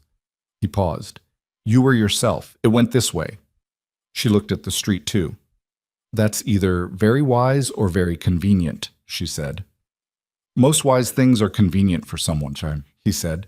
That doesn't make them less wise. She made a sound that was not quite a laugh, but was adjacent to one. He glanced at her. She glanced at him. They looked at the street. The valet brought his car. He didn't move immediately toward it. I'll see you in the morning, he said. Not a question, not a demand. The statement of a man who expected her presence in the space they both now occupied and found that expectation neither surprising nor requiring elaboration. Yes, she said. He walked to the car. She watched him go. He did not look back, which was consistent with everything she had come to understand about the way he moved through the world. Forward, without the backward glance that announced itself as sentiment and was usually more self-performance than feeling. He got in. The car moved. She stood on the sidewalk alone for another 2 minutes. The Houston air was cool and carried the smell of the city. Exhaust and concrete, and somewhere the suggestion of rain that was not going to arrive tonight but was building somewhere to the west for a later date.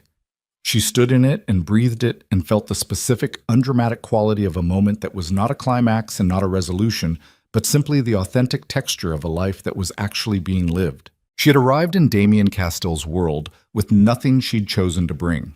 A trash bag, a dying phone, a forensic mind that nobody had asked for, and a body that had spent years being evaluated by someone else's standards and found lacking. She was leaving that version behind, not tonight specifically. Tonight she was standing on a sidewalk in a burgundy dress, watching a city she had always lived in look subtly different from the way it had looked before. The leaving happened the way all real leaving happened. Not in a single moment, but in the accumulated weight of 1,000 small decisions about what you were willing to carry forward and what you were choosing, finally, to put down. She put down the weight of 7 years. She put down the Sunday mornings, the notebook in the desk drawer, the dinners she'd stopped attending, the version of herself that had learned to take up less space and had nearly, by the end, taken up none at all. She kept everything else. Her hands, her methodology, her appetite for the thing that didn't fit the pattern, the number that broke the sequence, the thread that pulled, the burgundy dress, the contract on her own terms, the knowledge, not confidence, which was something you performed, but knowledge, which was something you earned, that the capacity she'd always had was exactly as significant as she'd always suspected, and had simply been waiting for a situation large enough to contain it. The valet asked if she needed her car. Yes, she said. She drove home through the city. The lights were everywhere, as they always were, burning with their customary indifference. She had looked at those lights from the 39th floor and the 41st floor, and through the windows of an armored SUV and from a bus stop in the sleet, and they had looked different every time, and they looked different now. Not warmer, not more welcoming. The city was not a welcoming entity, and she had no illusions about that. But navigable. Known. A landscape she was moving through on her own terms, in a car she'd chosen, toward an apartment she had selected herself, in the life she was in the ongoing process of building out of the materials the last 6 weeks had provided. She drove. The city burned around her. She let it.